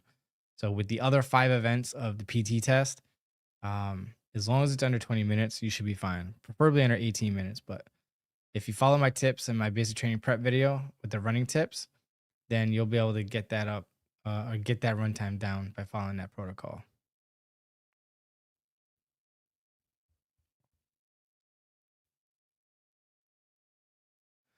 All right, so Viper, still waiting on my score. Sorry, I missed it. What point during basic training do the service split up? I don't follow. What do you mean that at what point during basic training do these services split up? Could you break that down for me? I'm not understanding that question. Thank you. Army Guy Production says, I have a question. Does basic training change for Army firefighter and infantry?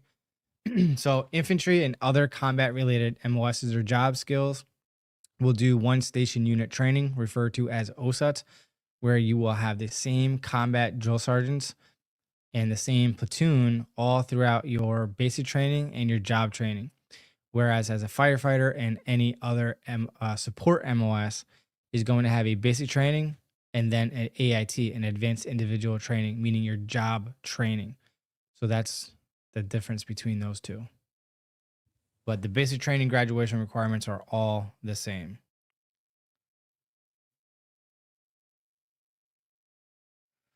DJ says he's 15 November and he likes it. Awesome. JG says, even when I went into AIT, the OSUT Missouri soldiers lacked discipline.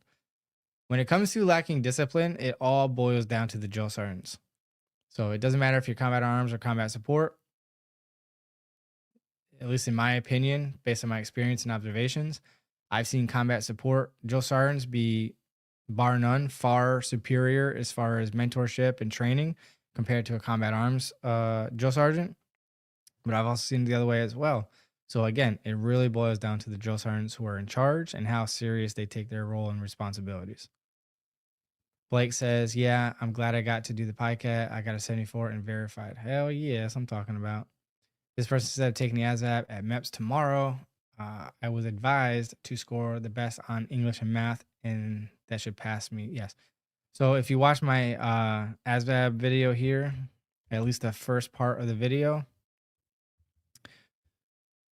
you might want to watch the testing strategy portion of the video too. But yeah, so the 2 math and 2 English sections make up the overall percentile with the AFQT score. That means you could pass the test. The rest of the test determines which line scores you're going to qualify for as far as jobs and all that good stuff. But definitely go check that out. Alan says, I'm leaving for basic in May for the arms 2.0 for weight, but I'm trying really hard to lose it so I don't spend too much time there. I hear you. Then you might want to check out my fat loss video here.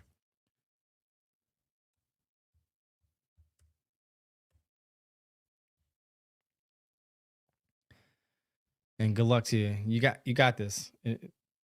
Discipline and consistency, and you got it. JG says, if I could go back, it would be reserve, or would, hang on. If I, meaning you, could go back, it would be reserve, or would be 18X direct or infantry to SF. But I effed up, and at 35, I don't know if it will happen. I'm going to try, but I got young dudes to compete with. Listen, it's you versus you. So if you want to go 18X, then go 18X. Age is just a number. I mean, it is a younger person's game, but it's not going to prevent you from joining 18X just because you're 35. Joshua says, prior service. If Joe Sergeant is an option the reserve gave me, do I have that option in the guard as well? No, not in the same way. So in the reserve, they have drill sergeant detachments. And between you and me, oh, I should have thought about this earlier. If I could go back in time when I made different choices. So I've always wanted to hit the trail as a drill sergeant. And obviously I chose the guard life or part-time life, even though I'm full-time as a recruiter. But if you want to be reserve and you want to be a drill sergeant and you want to hit the trail, then I would recommend reserve over guard. The reason being is their annual training, their 2 weeks in the summertime, is going to be as a drill sergeant on the trail. In the guard, for the most part, the only way you could be a drill sergeant is if you're in the recruit sustainment program as a cadre and they send you to the drill sergeant academy. And then you're just drill sergeant qualified. They can send you to the trail, just like the Army Reserve drill sergeants, but it's really up to your leadership on whether or not they allow you to do that. So if you actually want trail time, I would go reserve over the guard as a drill sergeant. So if the reserve is offering you drill sergeant, dude, go reserve. You'll be able to hit the trail at least 2 to 3 weeks out of the year, if not 6 to 12 months. Centric says, oh yeah, we already talked about that. DG, that's not for me.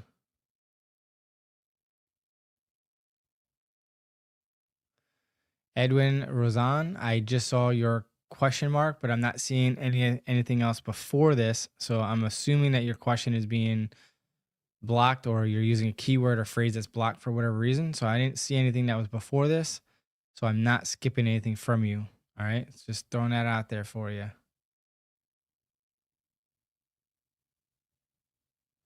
Yeah, I just scroll back up just to make sure. So resubmit your question, or you can direct message me on Instagram at TEAM SWARTZ. In fact, I'll put it in the chat box right now.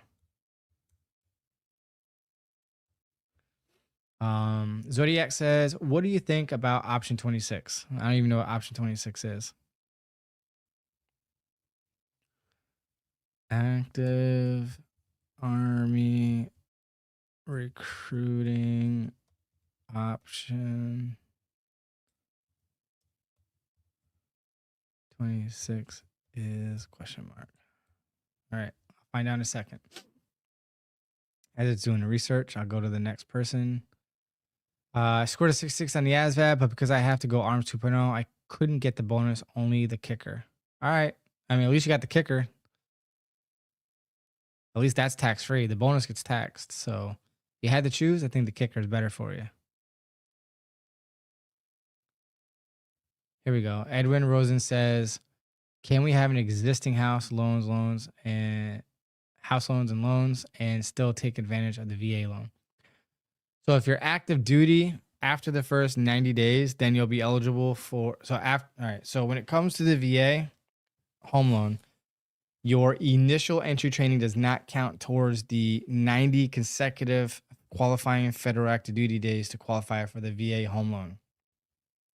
So if you're going active duty, once you graduate from AIT or OSUT, 90 days at your unit, then you'll qualify for it, and then you can start using the VA home loan. For anyone going guard or reserve, it's if you never do a qualifying federal service of 90 consecutive days other than your initial entry training as previously described, then after 6 years of being part-time, then you'll qualify for the VA home loan, just so you are fully aware of that. And why is this not working?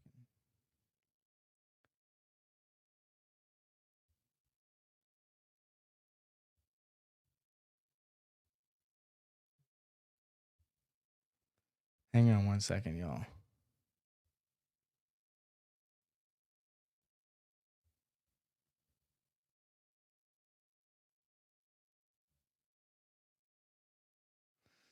All right, so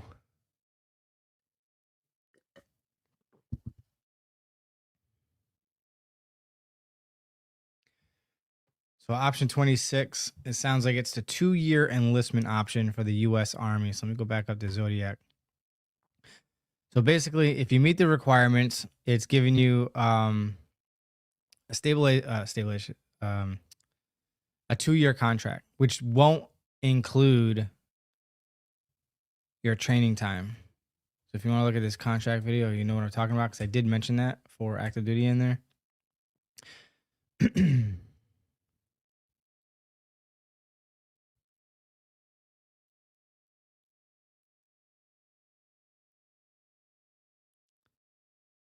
That's what it looks like.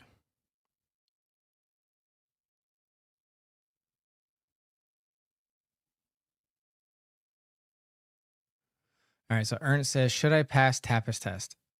So if your ASVAB scores are on the low end of the spectrum, or you are overweight by body fat standards and you're not meeting the normal height and weight standards or body fat percentage for your age and gender, then yes, you should do everything you can to pass a TAPAS test. And this TAPAS test video will go over everything for you. But in a nutshell, to pass the TAPAS, you need to choose the reactive responses versus or over the no, you need to choose the you need to choose the proactive responses over the reactive responses. So for example, if you had these two statements and they're both negative, I don't work well with others, or I get angry easily. Now, a proactive response means that you're taking action, you're the one making the decision. By a reactive statement, meaning that somebody else has to motivate you or tell you to take action. So in this example, I don't work well with others means that somebody's going to have to tell you to work well with others, or to motivate you and to guide you to work well with others, which is a reactive statement, versus I get angry easily, which sounds negative, right? That you get angry easily, but it's a proactive statement because you're the one actively getting angry. Nobody's telling you to get angry. You're doing that all on your own. So again, choosing the proactive response. Watch the video to make more sense in more detail. But yeah, definitely do your best. Okay.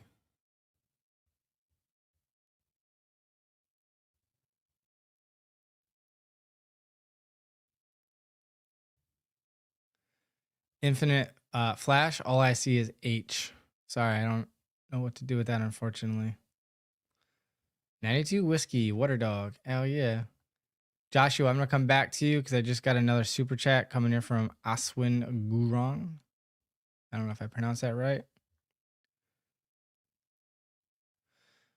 Aswin Gurung, appreciate you. Thank you so much for supporting the channel. And this person says, can you go to OCS in reserve or National Guard after your first active duty contract is over? Already have a degree and GT line score, but have some medical condition. So as long as you can get an approved medical waiver, then you can go OCS now, which was exactly what I'm going to recommend to you. At least for guard, I'm not sure about active duty, but as long as you qualify and you can get a medical waiver, then you're good to go. I'm gonna drop this OCS video that you can check out at your leisure. It's also linked down below underneath the video.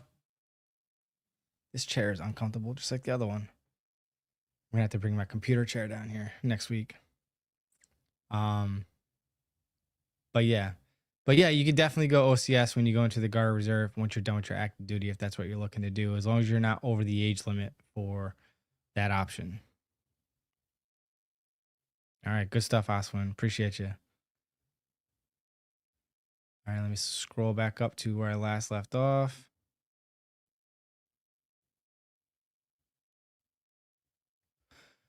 All right, Joshua. Also, if my urinalysis is dirty due to marijuana, the reserves told me I wouldn't get tested for 3 months, and being with my unit sounds fishy, but it is the same for the Guard. All right, so Joshua, I'm gonna try to pay attention to my chat box if you're still here. Are you referencing the MEPS pre-accession drug test? Or are you talking about you're already signed a contract, you've completed your initial entry training, and then you piss hot at a drug test? Let me know what your situation is looking like. Are you in the unit already, or did you just join, or just did the MEPS medical, signed your contract, and now you're in limbo for 3 months before you can retest?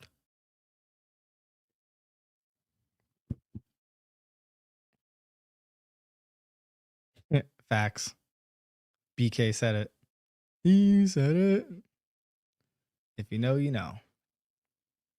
All right, Sawbone says, I feel like the Army is trying to draft me since this was recommended to me.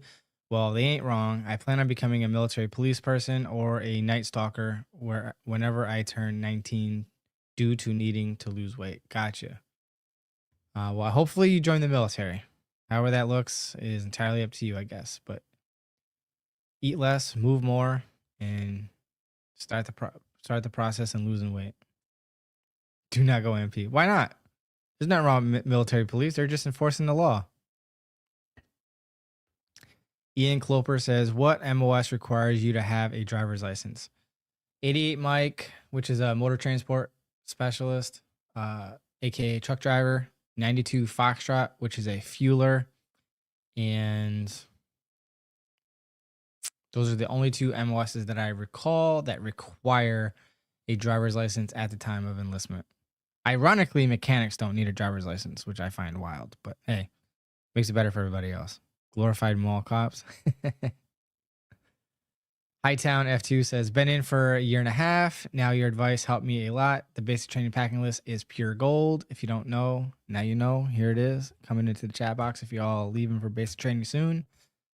And thanks for all your hard work. Well, I appreciate you, H-Town. Thank you so much. Appreciate you coming back and being a repeat viewer of mine.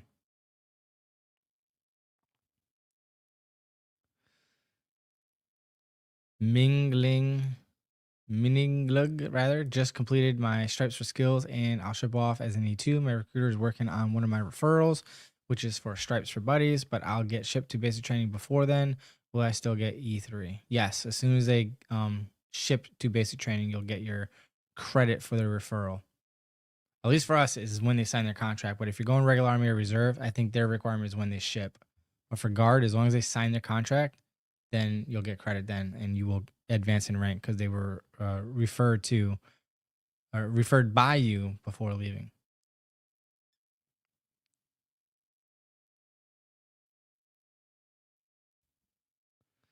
BK, boo, Coast Guard, boo. No, I'm just kidding. Good stuff, man. Make us proud. Swearing in next week. That's what I'm talking about. A man with a plan. Or gal. Leonardo Pilato Vinci says, I'm on the fence about 91 Foxtrot and 91 Bravo. I heard 91 Bravo has better promotions, etc. I lock in at MEPS next week. For promotion advancements, yes, you'll have more room for growth in 91 Bravo than you will in 91 Foxtrot. 91 Foxtrot, I believe, caps out at E4 or E5. 91 Bravo, you can go all the way up to E6 or higher, I believe. Oh, yeah. Alex Farmer says, I want to go in. I broke my fibula, but I can run, lift over 270 pounds. My recruiter says the waiver, take a waiver. All right, so yeah, as long as you get a waiver, you're good to go. Yeah, as long as you get a waiver, you're good to go. Zodiac says, scored high in the ASVAB. What's your take on option 26? We already talked about that.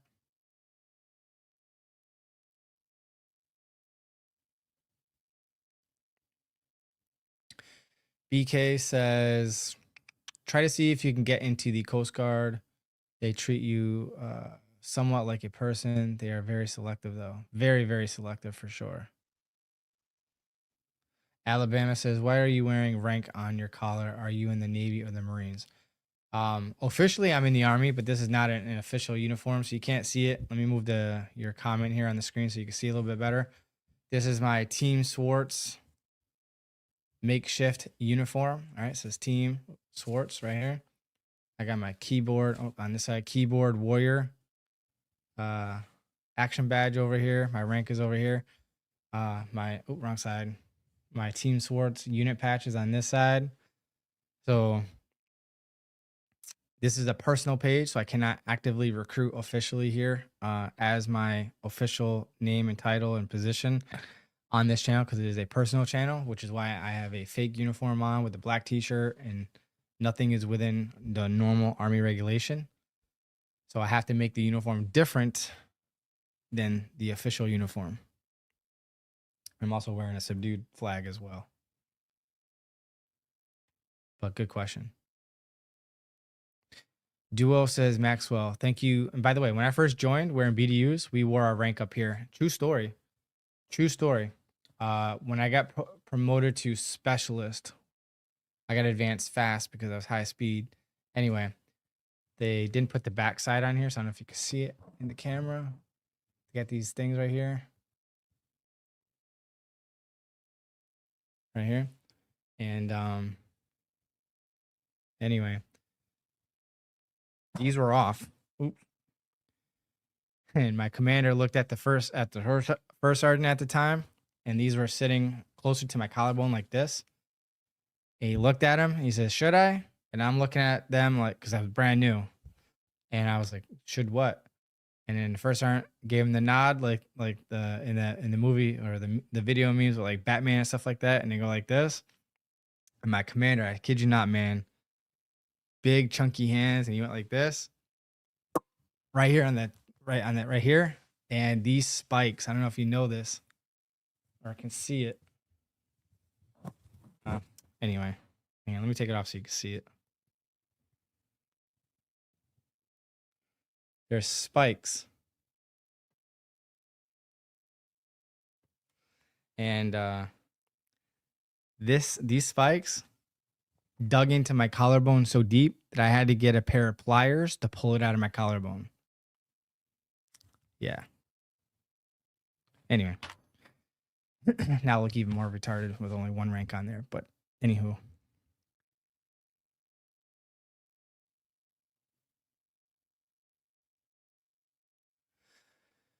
Lil Seco says, Ben, thinking about joining the Army, any tips or things to consider before joining? Yes. You can check out this video here and let me know in the chat box if you're still here, if you're thinking about active duty, guard, or reserve, and I can maybe post some other videos that may help aid you in your decision-making process. But I appreciate you.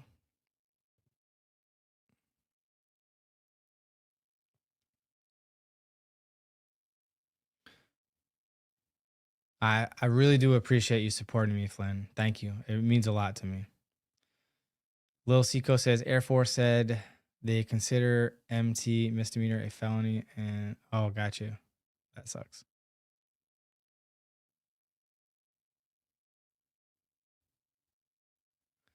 JG says, I got you on the reserve thing. If they don't have the quota, meaning soldiers, they won't release you from working with an XO. The best thing for a reserve unit is to have soldiers and soldiers.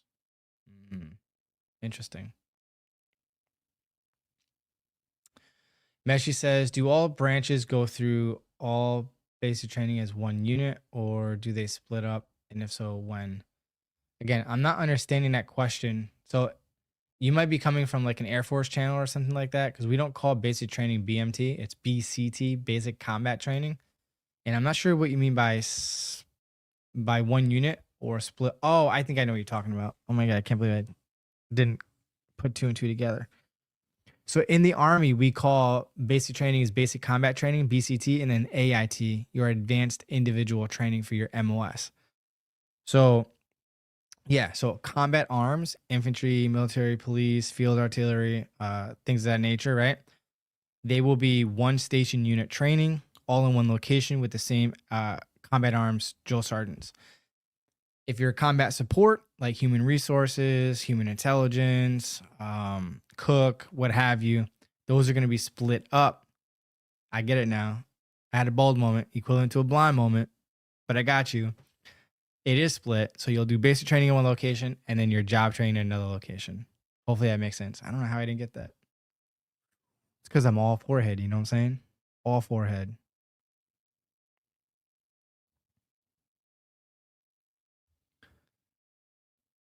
Darian says, can I take my summer classes online while in basic? Hell no. You're not going to have access to your phone, computer, nothing, man. We own your butt when you're in basic training. You will be told what to do, when to do, how to do it with a smile on your face and motivated, whether you feel like doing it or not, healthy or sick. You're going to be doing what we tell you to do. You're going to have extremely limited access to your phone or no access to your phone at all the entire time while you're there. So yeah, no summer classes at all. Like, it's not like, yeah, clearly you haven't watched the video yet. So I'm going to put my basic training overview video here. Watch that. Just ignore the COVID references, but yeah. The more you know. Joshua said, my drill sergeants at Fort Benning 491 Alpha were strict as went to the beach many times. Oh yeah, the beach or the pit. Yes, absolutely. Ian says, how do you decide between Army, Air Force, and Navy? In my video, you can check it out if you want, but research through the official websites. And my recommendation is that you use the Benjamin Franklin decision-making process. So you take in your example, Ian, you'll get 3 sheets of paper and you're going to draw a line through the middle. On the left side, you will list it as pros. The right side will be listed as cons. And be honest with yourself. And really write down what you think is a pro and what you think is a con. In most cases, for most people, this will have a good visual on which one has the most pros and the least amount of cons. But I will put it to you this way. Let's say hypothetically that the Army, the Air Force, and the Navy all have everything that you need and want, and it's all the same for all 3. And you just have to decide which one is best for you. Let's just say everything is the same. My advice to you is, which one do you feel that you gravitate to more for whatever reason?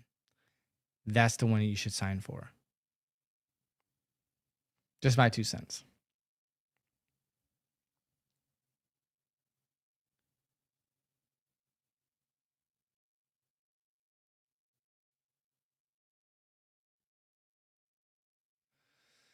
B Rich says, the job I want in the Army. Oh, hang on. B Rich, I'm going to come back to you because I just realized I got a super sticker or a super chat from somebody, which is Loha Emmanuel. Appreciate you. Thank you so much. I'm not sure if you tried to attach a comment to this. Oh, you said something a little above this. So let me scroll back up. I appreciate you supporting the channel and thank you.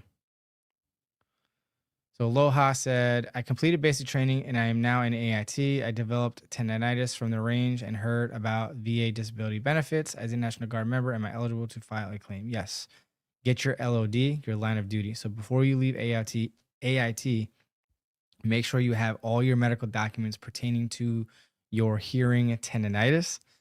And either while you're there or when you come back, you can definitely file your VA claim. You just need to be able to have the documentation and the evidence that exists and that the Army caused it. So those of you who are about to join, whatever physical condition that you're in, and if the Army causes your physical condition to degrade less than how it was when you first joined, you will receive possible VA disability for the rest of your life. And if the Army caused tendinitis in your ear, I think it's tendinitis in your ear, unless I'm confusing with something else, then yes, you will be entitled to, for something like that, it's probably 30%, give or take. but at least it's a couple $100 here or there in your example. But yeah, it's possible.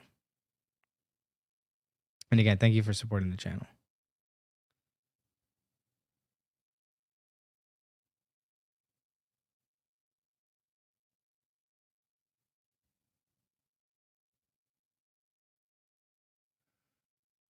Sorry, I'm just scrolling back up where I last left off. All right, so be rich. The job that I want in the Army requires a minimum of a 101 ST line score. I was wondering if you knew what the overall ASVAB score should be shooting for in order to score higher on the 101 ST. So I'm going to see if my perplexity is working.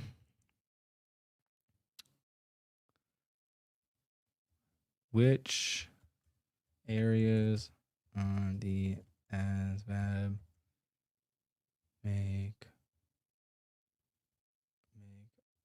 up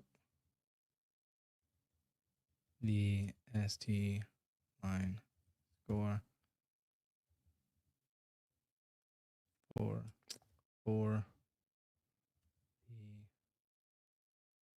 the Army ASVAB? All right, so again, for the most part, when it comes to line scores, the AFQT score, the overall percentile that you're talking about, does not have anything to do with line scores. So you got to know what areas of the ASVAB test that you need to focus on for that specific line score. So for ST, when it comes up, I'll tell you what areas you need to focus on.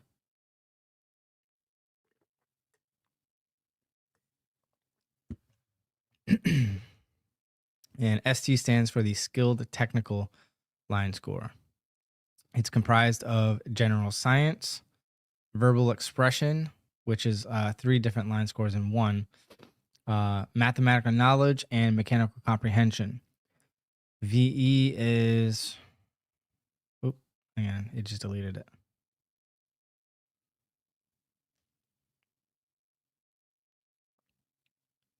So VE is combined with word knowledge and paragraph comprehension. So word knowledge, paragraph comprehension, math, mechanical comprehension, and mechanics. No, was it mechanic? Yeah, mechanic. And general science. So pretty much the whole test. So what I recommend is that you watch my ASVAB video right here.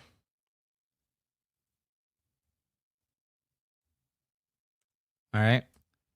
Math is something that you can definitely improve on, right? Word knowledge is about the strategy I talk about in the video, to include the which is it?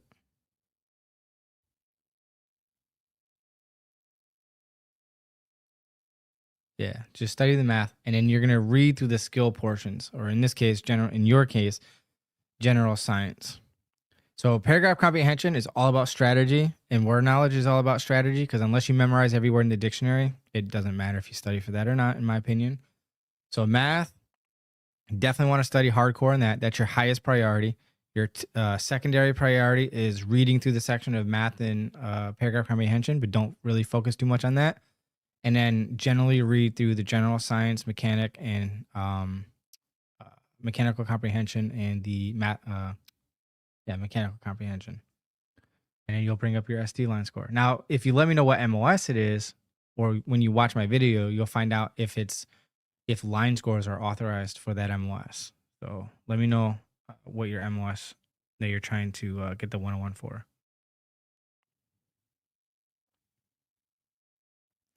JG says, prior service with an ASVAB of 50 or 60 with a GT of 97. Do you recommend retaking it before getting back in? Yes, 100%. After you study, of course. 11 Bravo, the line score has been dropped to like 70 something. So you're probably going to pass for it or qualify for it. But you're definitely going to want 100 to 110 for special forces. Last time I spoke with the special forces recruiter, it dropped down to 100 for special forces. So if you have at least 100, then you'll qualify for special forces.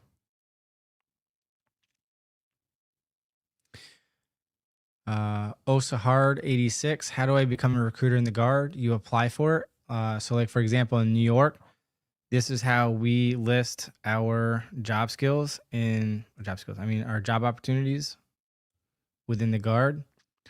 Find out in your state how they do it. So if you're in New York, that's the exact one that we use. But find out in your state how do they list their job skills, and you just apply for it. And what you're looking for is 79 Tango RRNCO or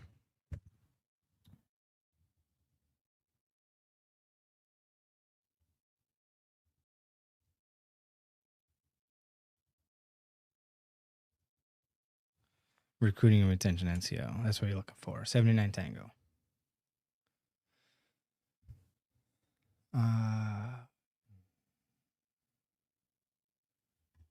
Carlos says, any advice for rejoining the Army National Guard at 42? Do my 10 years in the United States Post Office count towards my service? So your post office time has nothing to do with us. That's completely separate. But to come back into the National Guard and continue on so you can do another retirement, then yes. For prior service individuals that are eligible to join or otherwise eligible to join, don't need an age waiver as long as you can meet 20 years of service on or before your 60th birthday. If you need no more than 2 years to hit your 20 years on or before your 62nd birthday, then you can get a waiver to come back in as a prior service individual. And Nakin, the worst thing in basic is being treated like a child, in my opinion.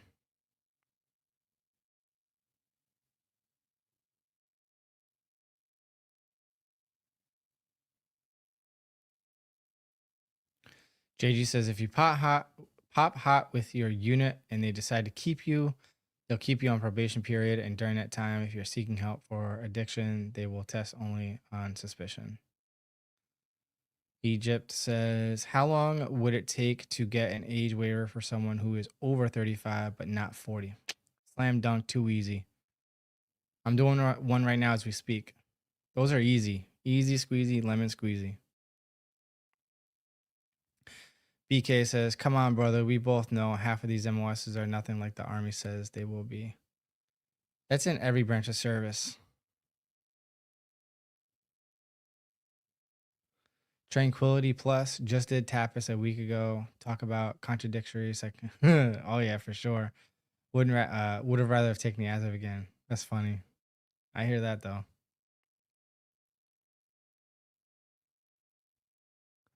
The reserve recruiter said I was talking to that admitted to being. Hang on. The reserve recruiter I was talking to, I admitted to being dirty after he said the transfer process can be completed via email, very easy. So he is implying I can join while getting clean. Which branch of service are you talking about? Because that's definitely not Army. Do not go to MEPS and fail a drug test. You will be banned for 90 days, and then you have to go back and pass a drug test. If you pass it, then you could do a moral waiver and join through that moral waiver. But if you fail the second drug test, you will not pass go. Do not collect $200. You will be banned for life, and you won't be able to join again. But again, is this as a new person joining or as a unit member? Like you've completed all your initial entry training. Let me know. I already talked about that.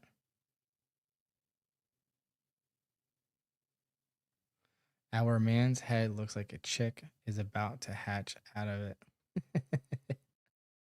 Hey man, you just wish you had a good looking dome piece like me to make it look good. I guarantee you shave your head when you go to boot soon. You might not look this handsome. Hashtag I'm just saying.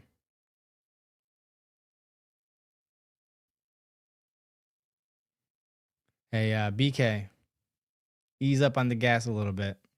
Getting a little too froggy. Eduardo, for the parole in place, can you give some insight on how it works with the lawyer I'm working with is either really busy or unwilling to work with me? It's expensive and a long drawn out process. It probably could take, with a good attorney, 18 to 24 months. And it's not cheap, so be prepared for that. Yeah,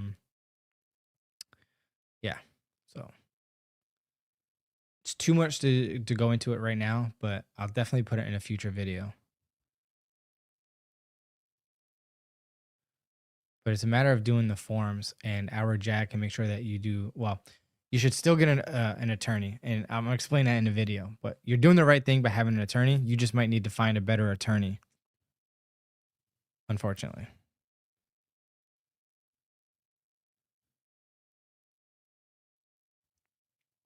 In my state, you have to be cadre or a recruiter to go to drill sergeant school. Some states like New Jersey, anyone can go to the drill sergeant school as long as they do cadre for at least 24 months as a drill sergeant at their RSP location. But it really depends on your state and if they even have drill sergeants and what their requirements are. So that's going to be state specific for the Guard. Max Custom Kick says, I'm officially U.S. Army and flying out to Fort Jackson in July, 25 Bravo, Information Technology Specialist. I got an 83 on the ASVAB, out freaking standing. Good stuff. Good luck. Do great things. Darian says, I was offered specialist rank since I hold a CDL, but my goal was to do ROTC and commission after I finish my master's since I have 2 semesters left for my bachelor's. So yeah, as long as you're willing to go to AIT, then absolutely do it for the rank. Absolutely. Because to do ROTC, you either have to be starting your junior year, your last 2 years of your bachelor's, or a 2-year like master's program or something equivalent to do ROTC, and it has to start in the fall semester. So if you were to do it now and get back in time for the fall semester and then possibly sign your SMP contract to do ROTC, then you're good to go. But just so you, yeah, that's what I would do.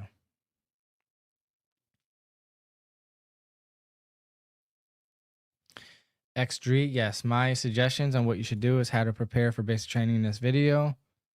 And I'll give you the packing list as well.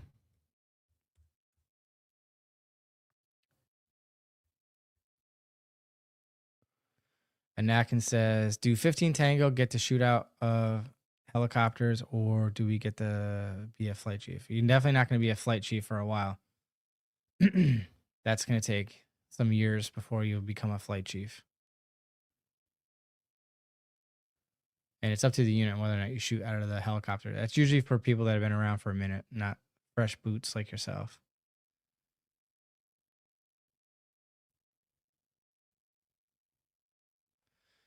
If I score lower than when I first joined, what score is used? The best one or current? No.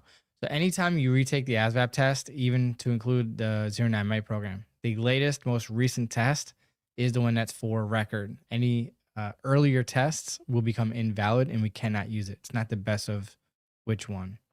All right, you can watch my ASVAB video here. And if you want to know specifically to what to expect on a daily basis with 09 MIT program, then watch this video right there. But just understand that you're not treated like a gentleman anymore. It'll be treated like a basic training environment while you're there.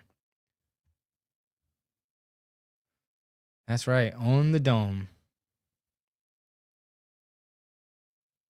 Good stuff. Good luck, Chosen. I almost joined the Marine Corps, but the recruiters ruined it for me.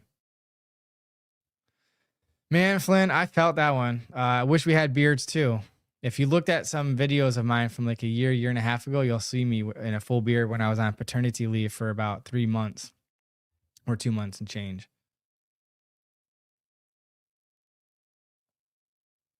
Yeah.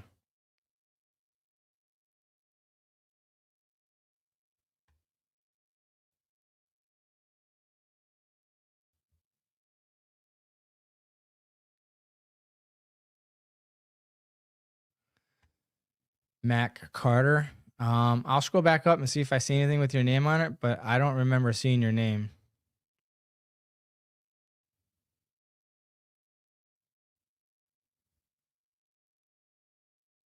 So Mac, just so you're aware, if you're using a keyword or a phrase that I have blocked for whatever reason, it won't populate in most cases in my chat box because I'm streaming on a platform called StreamYard. And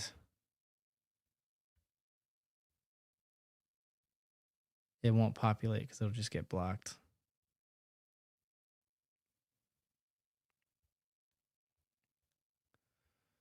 But with that said, I'm all the way back to 8:30 at night. earlier, and I'm not seeing anything else from you. I wasn't even looking for the guy that said the bald comment.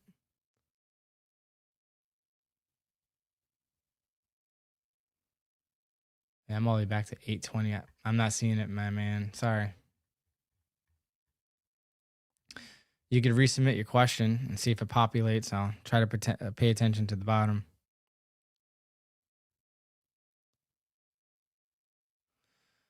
But Mark says, oh yeah. Oh, Mac rather.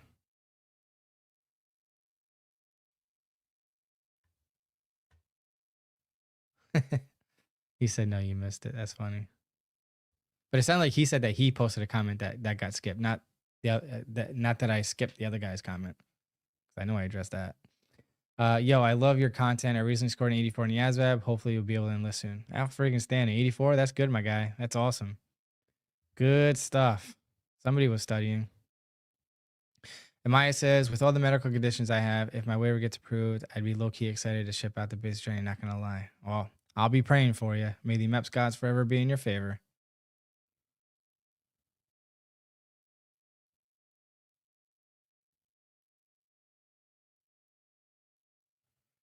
Flynn, I've been seeing a lot from you, so I'm not sure which ones are not going through.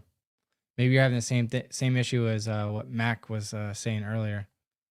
Marcio Fassard, salutations. How is life treating you? Very well, thank you. Appreciate you. How is life treating you? I got another super chat coming in from Canelo. Appreciate you as always. It says, sir, as a green card holder, can I enlist as 11 Bravo MOS in New York? Yes, you absolutely can. If you're going guard, look me up. Here's my Instagram. Coming into the chat box right now. If you're going guard, I got you. No restrictions for 11 Bravo there. Tranquility Plus is advice to all those looking to join, having been prior service. Practice for the ASVAB to maximize your MOS opportunities. Research OSUT MOSs for interest, and don't settle at MEPS. Stand your ground. I could definitely agree with that. More so if you're going active duty, but yes, 100% support that message. Chosen, you're very welcome. Zodiac says, scored 124 on the GT line score. AFQT was 77. Thinking about special forces or something in human intelligence.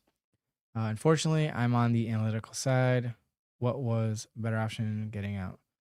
I mean, both are great for what I'm looking for.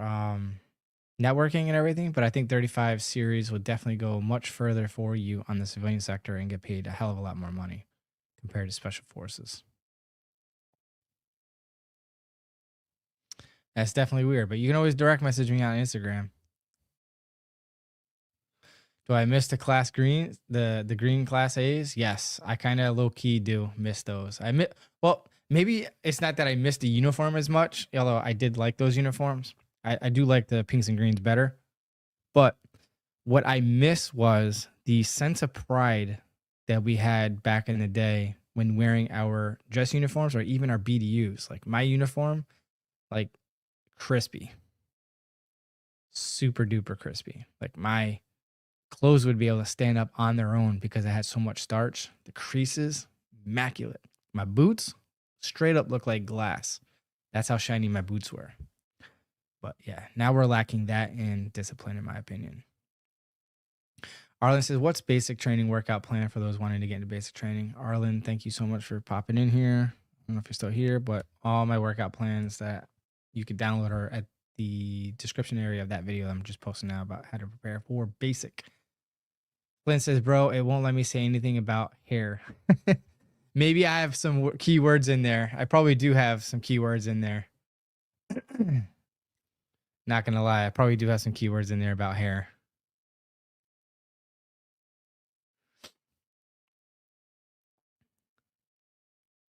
Owning and using my ASVAB in 2015. Oh, yeah. Just wondering what I'd look like with no hair. They have an app for that. They have a Snapchat filter. If you really want to know what you'll look like as a bald person, go find that filter and now you know. Rikers. Facts.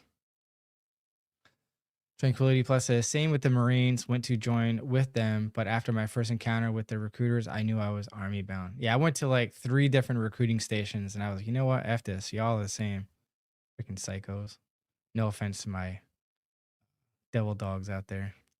JG said that guy who scored high could go SF and become an intel officer. Yeah, that's a possibility as well, for sure. I didn't even think of that. Good catch. Glenn says, what video games are you playing? Joking. I'm assuming you don't play them unless you prove me wrong. No, you're absolutely right. I don't play games. 1, I don't have time. 2, I only go hard on games for like maybe a day or 2, and then it's just like I get bored real quick. Max says it blocked my question again. LOL. Yeah, sorry, Mac. But again, if you DM me on Instagram between today and tomorrow, probably tomorrow, I'll definitely give you a response, or you can email me at this email address right here, teamswartzmedia@gmail.com, and I will definitely get back to you before the week's end. And appreciate you. But with that being said, since I don't have any more questions and my wife's probably going to be looking for me, appreciate y'all tuning in. Thank you so much for all the love with the super chats and all that good stuff. All right. And yeah. What video should I do next? Do you guys have a preference to what my next video is? I know a lot of you want basic training videos. The problem is I think I'm too detailed. And it's a lot of work to edit those longer videos. And yeah. Maybe I'll break it down week to week and make them like 5 to 10 minute videos instead of like a long 40 minute video. What do you guys think? Let me know in the chat. Chosen, that's awesome. There are some great Marine recruiters out there, but a lot of them are douches in my opinion. And a lot of times it's not their fault. They're forced into recruiting, and they'd rather not be recruiting. They'd rather be out in the fleet and doing real Marine Corps stuff. You know what I mean?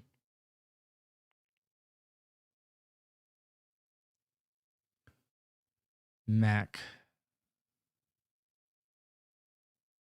Hang on. Yeah. So, hang on. Best officer MOS for someone with lower GPA. I don't deal with officers, so I don't really know, honestly. Got a 72, could try special operations, but I'm assuming they want experienced soldiers. Possibly. Max says, when does it begin to hit? I think you're talking about pay. And if that's the case, definitely watch this video here.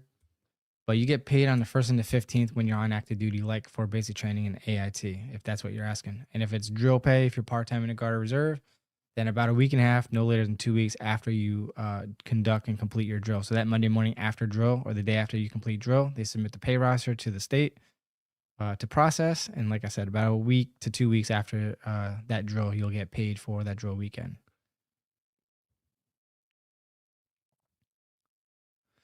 Your ASVAB score and medical results are good for 2 years. All right. But I appreciate Nakin and everybody else saying some positive things about me. Carlos, I'm definitely going to do one on Red Phase, but you can watch my old one if you want to watch that real quick. Just ignore the COVID references. With that being said, I appreciate you all tuning in. Thank you so much. And I'll see you next week. Same time, 7 to 9. Same bat channel. Be good. Stay blessed. Team Swartz.